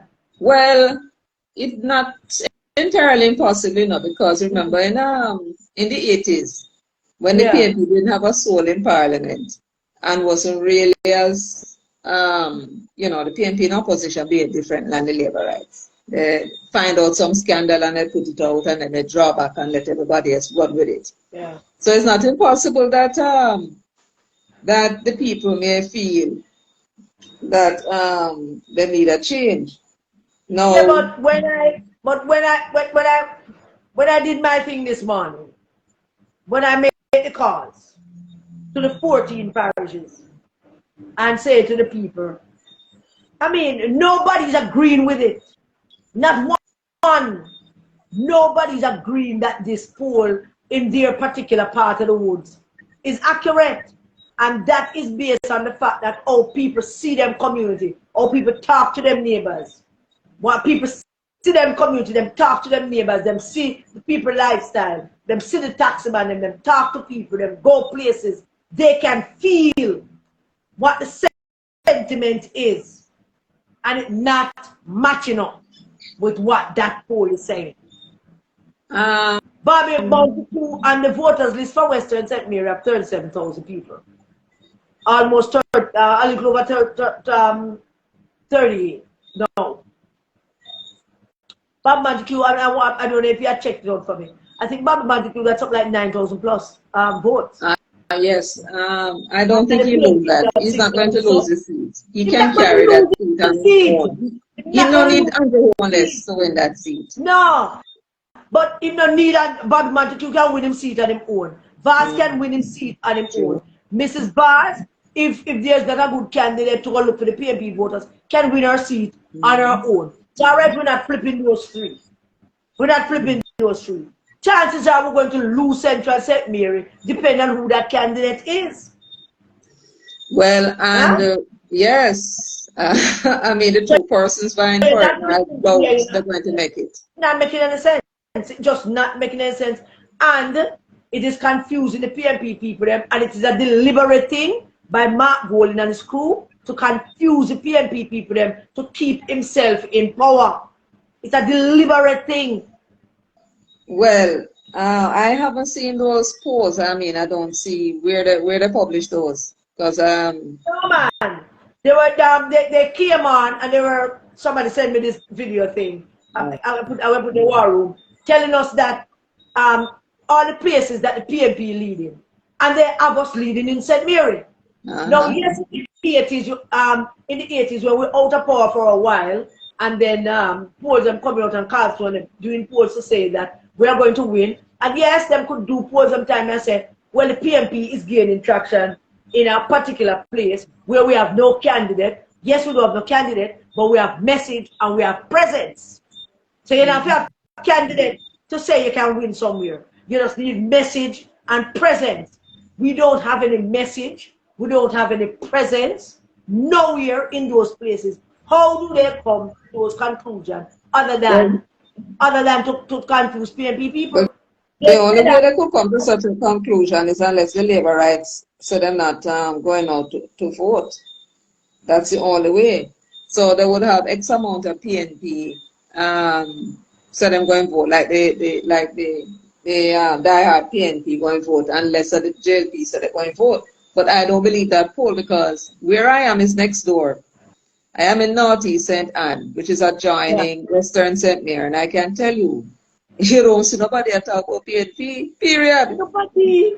And they're not complaining. I don't hear them even complain about Andrew. That is why we wondering where Mr. Wem Anderson, where did he go? Where he found those PNP people? Oh, it's done on the support. It's done on the support. I'm talking about both of them. I am crossing over. So I'm talking about the Bluedot poll that said the PNP leading in St. Mary. The Bluedot poll that's saying that the PNP pick up 3 points in St. Thomas. Where? Where exactly? Because the only place in St. Thomas, I mean, the St. Thomas constituencies, the PNP constituent, the PNP organization in St. Thomas, both constituencies are active and alive and organized. All right? I do not believe that 3-point pickup in St. Thomas. I believe, for example, that in Eastern St. Thomas, we'll probably pick up a little bit more. I don't know where them get that from. They said that the JLP leading in St. James and Trelawney and Clarendon and must have said Catherine, and they give some other places. I don't have all of them on because I was just getting a little bit upset and never really set it down to make it register in my head. That about those polls. Where do they get that information from when the PNP have no presence in these places? When nobody not talking about PNP in these places. Nobody talking about PNP in Portland. Nobody. No, but it don't even make any sense because if the JLP is leading in St. Catherine, where we have 4 seats, and we're going to lose probably about and Clarendon. What they say about St. Elizabeth? Oh, them say we're losing in that JLP leading in St. Elizabeth too. Then how we are going to lead in St. Thomas when the JLP have 1 seat? Well, them have, I mean, 1 seat that they always keep. Yes. Western St. Thomas. Yes. Them have 1. Let's call it. Them have 1, and them holding on to 1 that we will get back. Let's say that. How them come to that percentage point up? How? How? I spoke to at least 7 leaders in St. Thomas today. I just asked them simple question. What is the feeling on the ground? Is the PNP people them high? Is the PNP people them ready? I'm getting this ridiculous thing that PNP people are asking the poll. If the poll real. If the poll real. This 14,000 people are representative of the people of Jamaica. I don't know who those representatives are. And the PNP people are to pay attention. It is not true. What question? What question did they ask? I don't know what question they asked. They said that PNP leading. They said the PNP leading in Westmoreland. The only place in Westmoreland that there is a little bit of activity just the last couple of weeks because Ian is down there trying to build something, but it wasn't taking no traction until about 2 weeks ago him start go out on the road. So it's the only place where there's a little bit of PNP presence and a little bit of vibes. But I don't know. I don't know how them come to this and it is and I feel like I have to go do something about these polls that's got done and this reputation is on the line. I want to know which set of PNP in talk to that gave us that 0.2% and which set of PNP in talk to that lose mark 3.3%. Well, yeah, we already established the last time we're on that poll, that question was asked, which of the 2 main political parties are you inclined to vote for? That is not a party standing. So we don't even have to pay that any mind. They simply ask the people who you vote for. Who you inclined to vote for when you're going to vote, right? Yeah. So that was a piece of that's a party that would have done that. And he, well, I guess the Gleaner asked about this, where is the party standing, and they claimed that the 44%, when they did ask the people, if an election were called will you be inclined to vote? That's a question I'm asking them.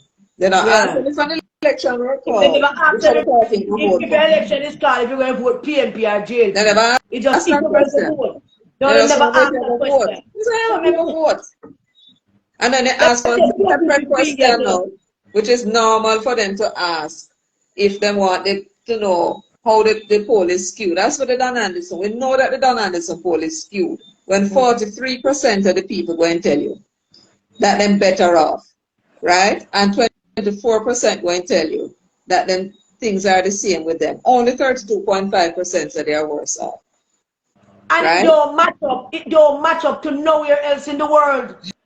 Countries with resources, But it countries with does. resources, America, Canada, France, all of them polling 50+% of their country of the people saying that them like worse off. So So how is therefore, that matching up? yeah, because clearly what happened that particular day, the coincidence in the polling is clearly that they were stopping people who were Or there were from a people, or different, there were people, or there were people planted there for him. well, I don't know, very possible, but Yeah, man, there were people. yeah, they can't, yeah, because, I suspect that there were people there looking out for Mr. Anderson well, and him crew. you see them in a white polo I shirts, and I saw them don't when I know. came in They know he Balaclava. was coming. I suspect they know he was coming. Well, you don't have to know, because I was in Balaclava years ago and I saw them in them white and asked, and they were Don Anderson people. So you see them out there, so you can call up some people. But the point of the matter is the people that they got, it is the duty, it seems to me, of the pollster to use a weighted average, which would then have represent the opinions of the people. So all right, so it's skewed and they have 67% of the people were actually better off than the others on the poverty line and on the minimum wage. Right? No problem. Because you stop them and you don't know it. And then convert that and those answers to represent only 13% of the polls of the poll results, and then the 32.5% now you represent. I was trying to work it out while I was on, and my brain just had a block, but I'll work it out, and I'm going to maybe the next time when we come on, I'm going to find the formula that we could use, and then do a calculation, and then I'm going to go back to the past results, right? And use the formula and see if I get the actual turnout for the elections and see how accurate I will be. But I wasn't able to do that now. I was a bit busy. But what these people are saying, what Bluedot is saying, it seems to me that this is a poll that is better and more useful for candidates in an election. They said they use GPS. So as I said before, they have a real-time online system where the candidates can go in, they pay them to go and capture this information.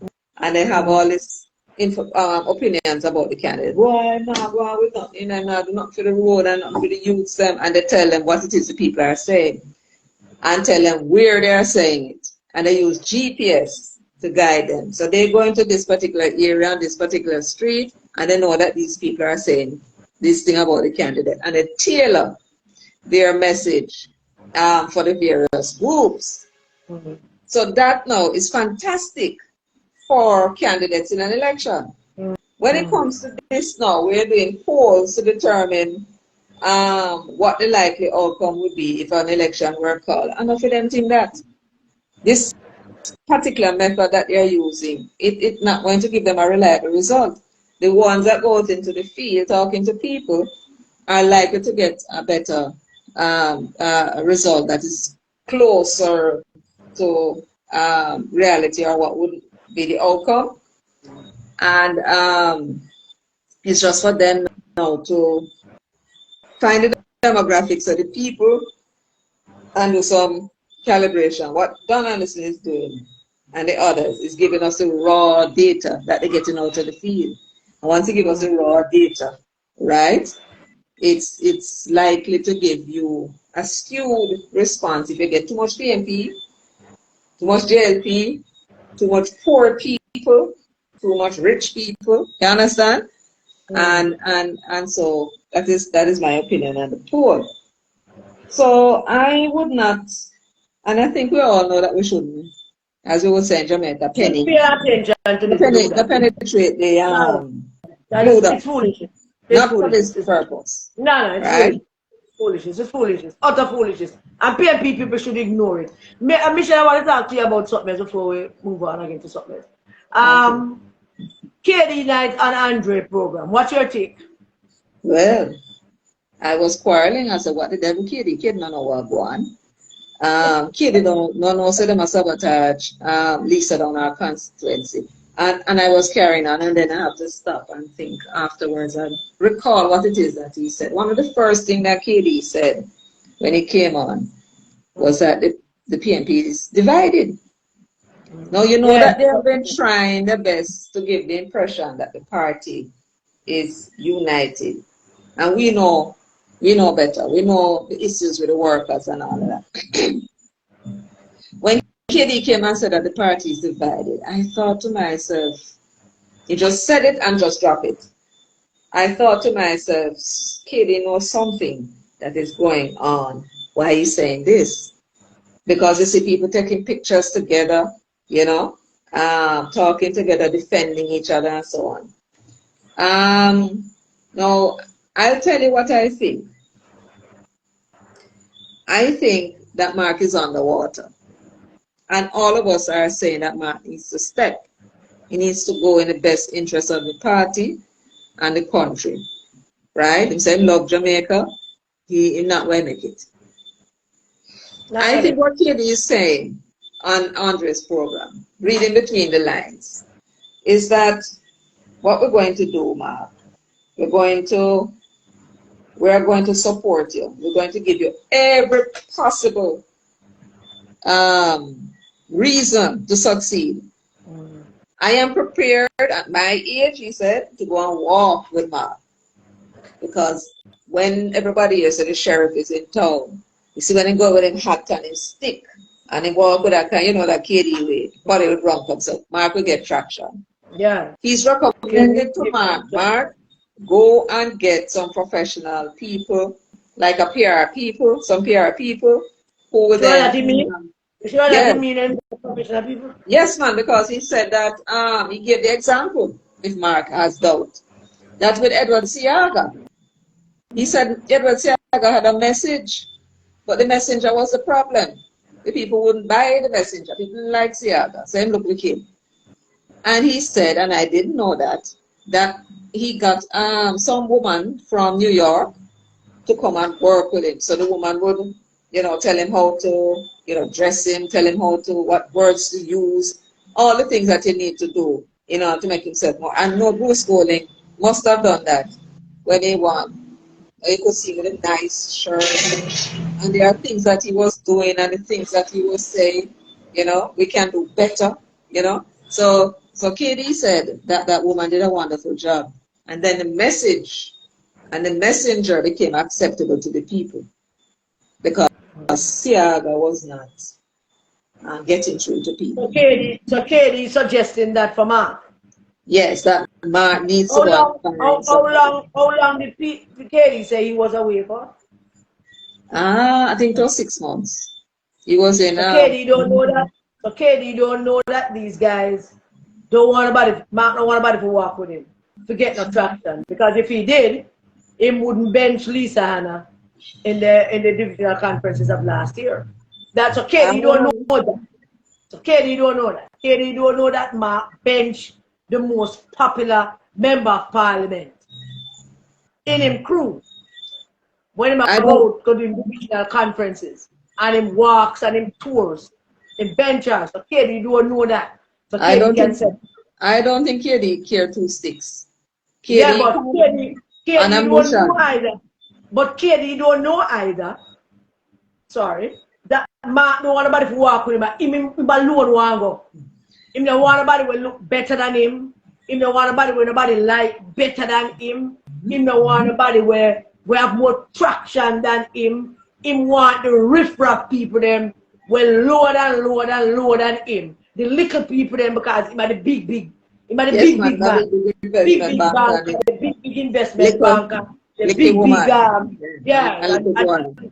So him a walk with bunting who nobody no like and have no traction. Him a walk with the councillors, them most of them people, them voters would like see them gone.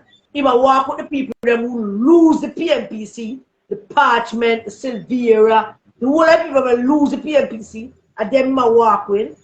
So KD don't know those things, because if KD knew those things, the KD that I know would not have to walk with him. But I also know, in the same breath, I also know two things, other things. Mark don't want KD to walk with him. That's one. But Mark can't stop KD to go walk. Well, He can't stop other people. But he can't stop KD. yes, well, he might KD send will a message. mobilize his own crew and go walk. He might send a message, that the party leader would prefer that you do not walk with him, and it's whether KD are going to take that hint or not. But I believe, KD are going to make him walk. KD sounded to me like him come back, is a man on a mission now. yes, That's what the I'm talking man, about an Andre program. So like him on a mission now, and nobody never stand in him way. He never do whatever he can to get back in party on track, with or without the leader. my impression of what he was saying, however, was that the delegates elected the leader. He had a different choice. The delegates elected the leader. It's a democratic process, and he accepted the choice of the leader, of the delegates. So he's now coming back to work with him. He says Mark is very bright. He says Mark has the capacity. More than once he said it. He said wrong. Go on, right and wrong. You go on. He said that, and he gave an example of Mark taking advice when in the Senate about some law that they were working on. So, but that was then. It wasn't leader, it wasn't big investment bank and leader. Well, he's going to speak of what he knows. So he believes that Mark can do it and Mark can get it right. KD is saying, in my opinion, that he is going to give Mark his full 100, gives him advice, and he's going to prepare to go and walk with him. And if necessary, and there's a space available, he is prepared to return to representational politics. That's what KD said. So KD is giving Mark every opportunity to succeed, right? He's also telling him that he has the capacity. If he lacks the confidence, KD say you have the capacity, right, Mark? That's what KD said. No, the thing is, what is Mark going to do? This is a chess game. And KD made a move and said, Mark, you need to get traction. You need to get this thing going. You need a message. And you're not connect, because Andre asked about the connection. It wasn't KD who said so. Andre asked about him not connecting, and he said, well, he can get the connection. And sure, once he has somebody working, once he has somebody working with him, he will be okay. He will get the traction, and they will go ahead of the JLP and win election. The question is, what is Mark going to do? Is he going to accept? Mark not going to take up KD and that offer. I have a feeling that he might be right. I have a feeling you're right. He's not going to want to stay. No, Mark is not going to take up. I would like him to surprise me. I would like Mark to surprise me and take up KD and that offer. But based on everything that we have seen and know, we only have the evidence we have to go on is his actions in the past. And based on what we know and what we have seen, I doubt very much that Mark is going to take up KD and that. Because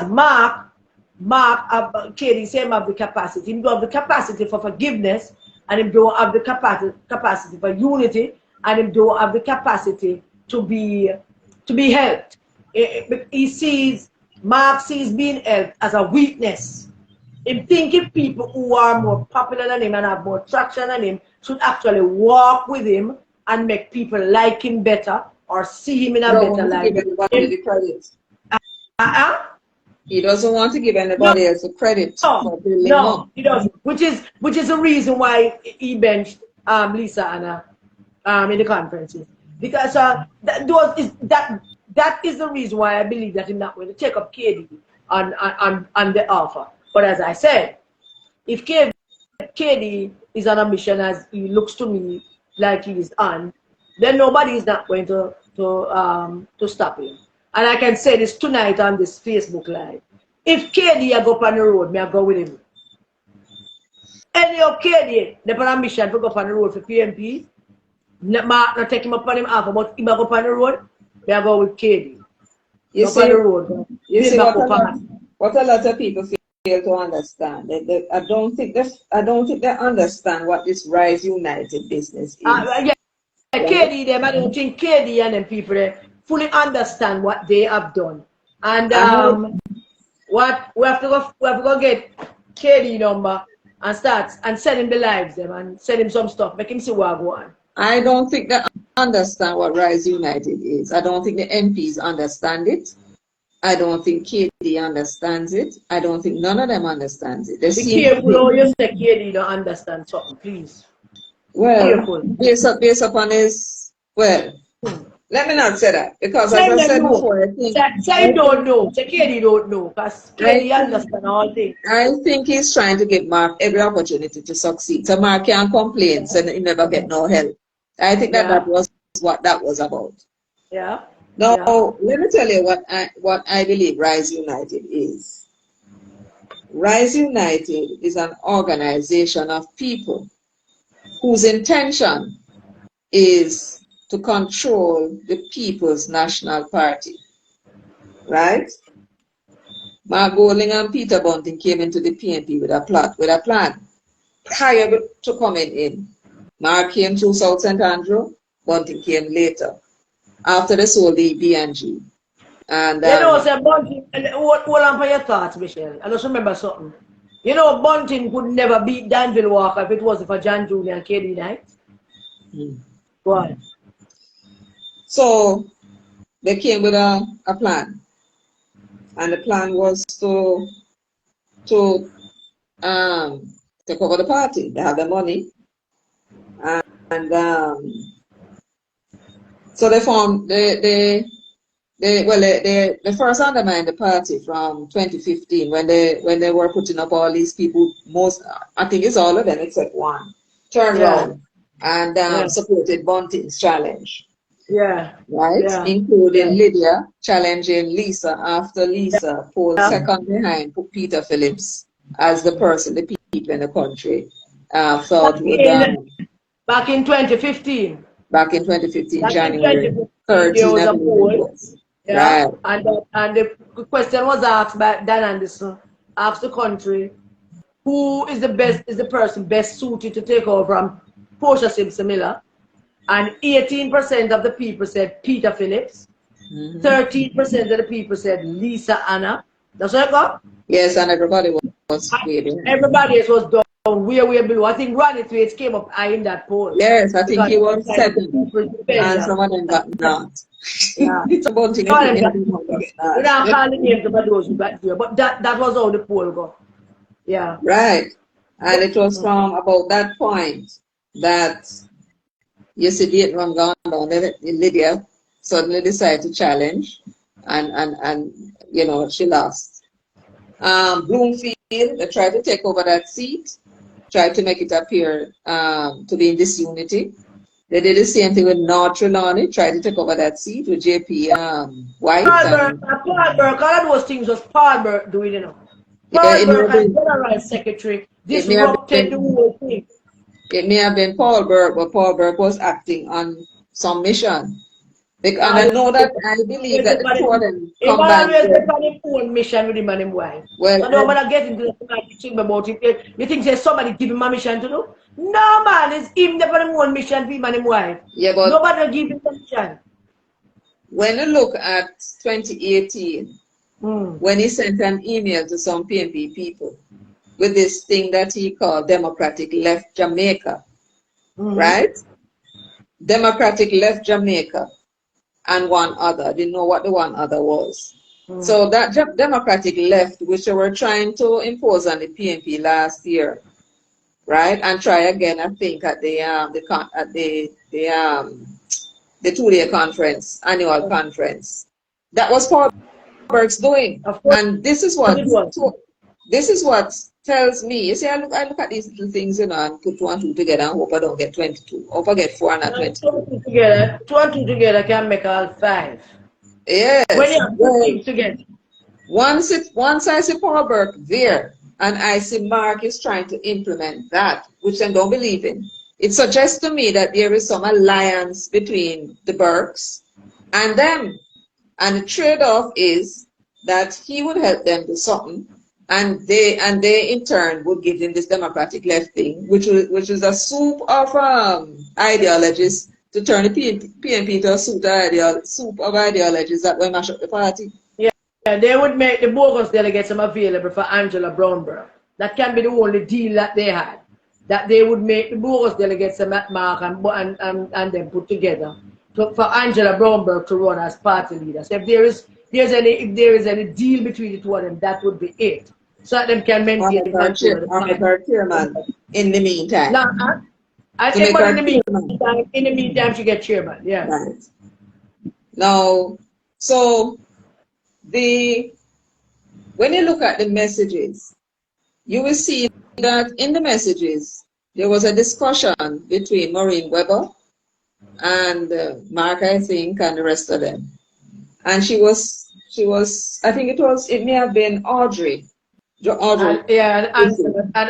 Angela chimed in. Yes, I think she may have suggested that they really need to start training their candidates so that people don't say that they are subpar when they're ready, to put them out.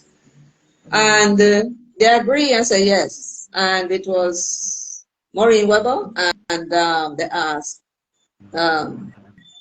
Angela Romberg to help, and she said yes, she's going to Chicago, and when she come back, she will start the training.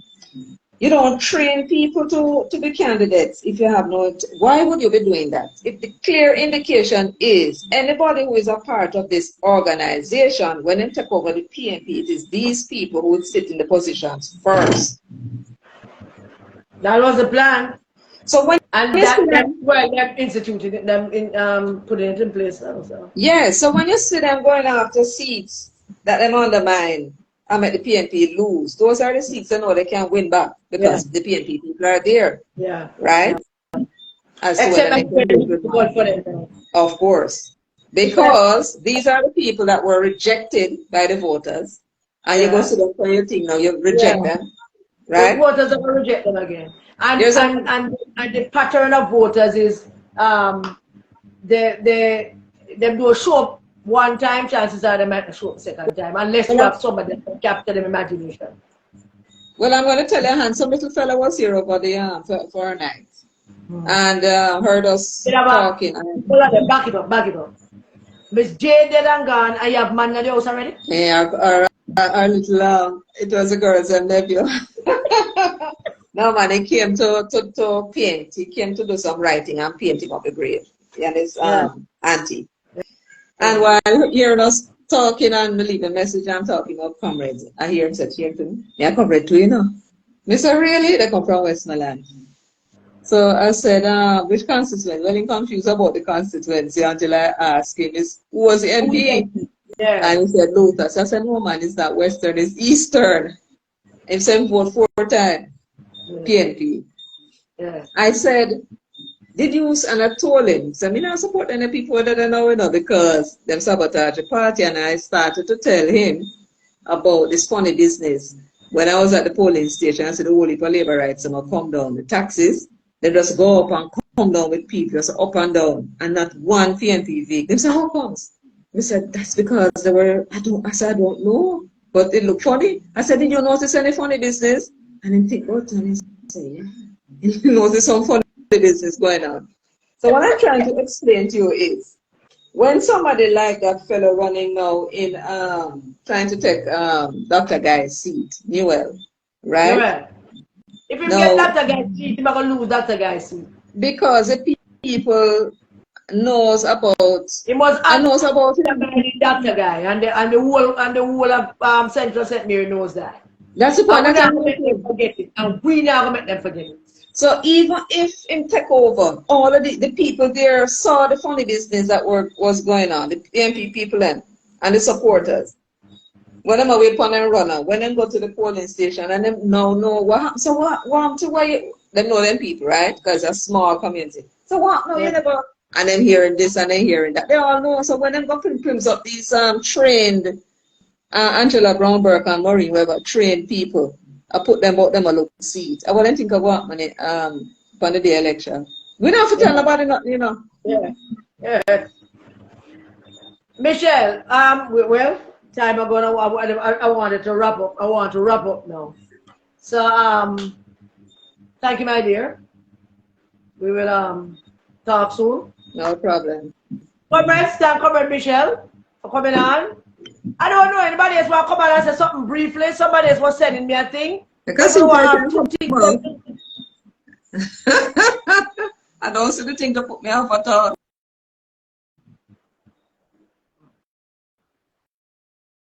All right. Comrades, it's getting late now, and I think it's time for us to wrap up. So I have two little things. First, I want to talk quickly, teach Dayton Campbell how to count. So some of you might got this voice note that I sent out saying the PMP need a new leader because Dayton Campbell went on national news media and said that the they asked him about changing leader, and Dayton Campbell said the PMP don't need a new leader.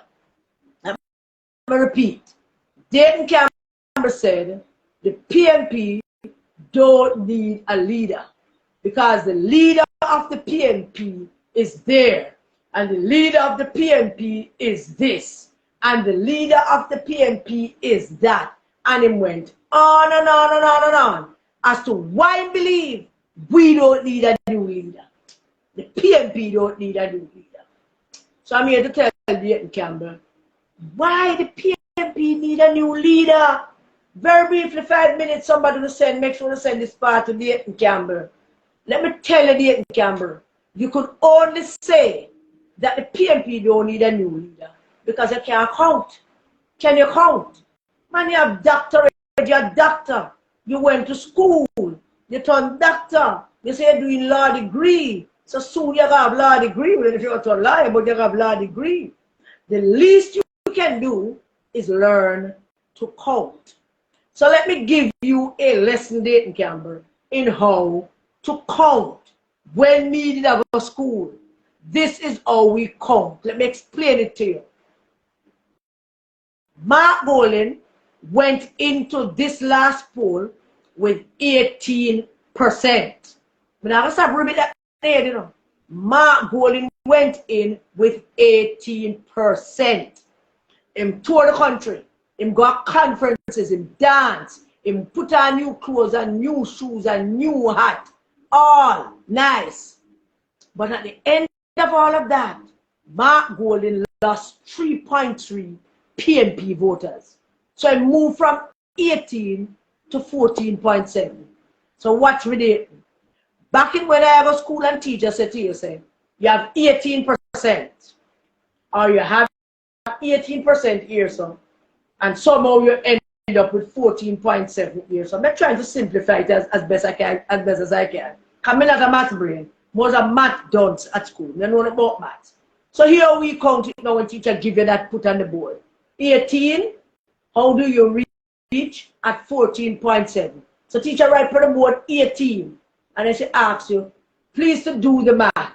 How do you reach at 14.7? You know what we do when teacher asks us that? We'll go so. 18. That's how we do. Liquid chest. 18. And then we'll start count. 17, 16, 15, 14, and we'll stop. And we'll liquid it just again. 18, 17, 16, 15, 14. Oh, me get it. Me miss. Me miss. Me get it. Me get it. Me get it. Me miss. 14.7. You get that, Nathan? 14.7%. That is what the leader has. That is why the PNP need a new leader. That is why we need a new leader. That is how you count. You ever do it at school? When teacher give you something, you lick your chest with a number and you count the rest with your fingers. That is how it works. 14.7. That is it. Final thought, comrade, tonight. Final 1, 2, 3. Just bear with me for my final thought. Princess told me that comrade Damian Crawford.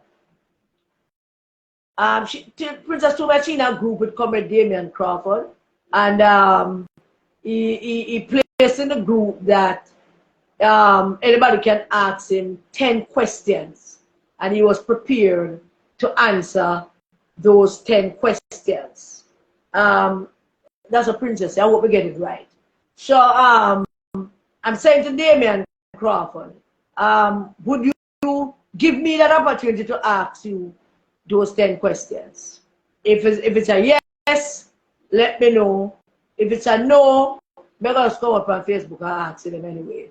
Without blackmailing you or anything, but if you give us the opportunity to ask you, if you're giving up people opportunity to ask you 10 questions in a WhatsApp group, then come up on social media. I make you a promise. The promise would be I would ask you 10 questions. Probably some of those questions are going to be questions that nobody ever asked you before. I will not embarrass you. They will not be gotcha questions. I will not try to do anything for them. Well, I will not embarrass you. It's not anything like that. But I would certainly like that opportunity to answer those 10, for you to answer those questions for me. So, Comrade Damian Crawford, 10 questions. Who have one question? Oh, please stop. So, that's it. Comrades, thank you for joining us. I hope it was productive for you. I hope you learned something. I hope you got information that was useful for you. Thank you once again for joining us. We appreciate you. God bless you. Keep safe. Keep your children safe. Thank you. Good night.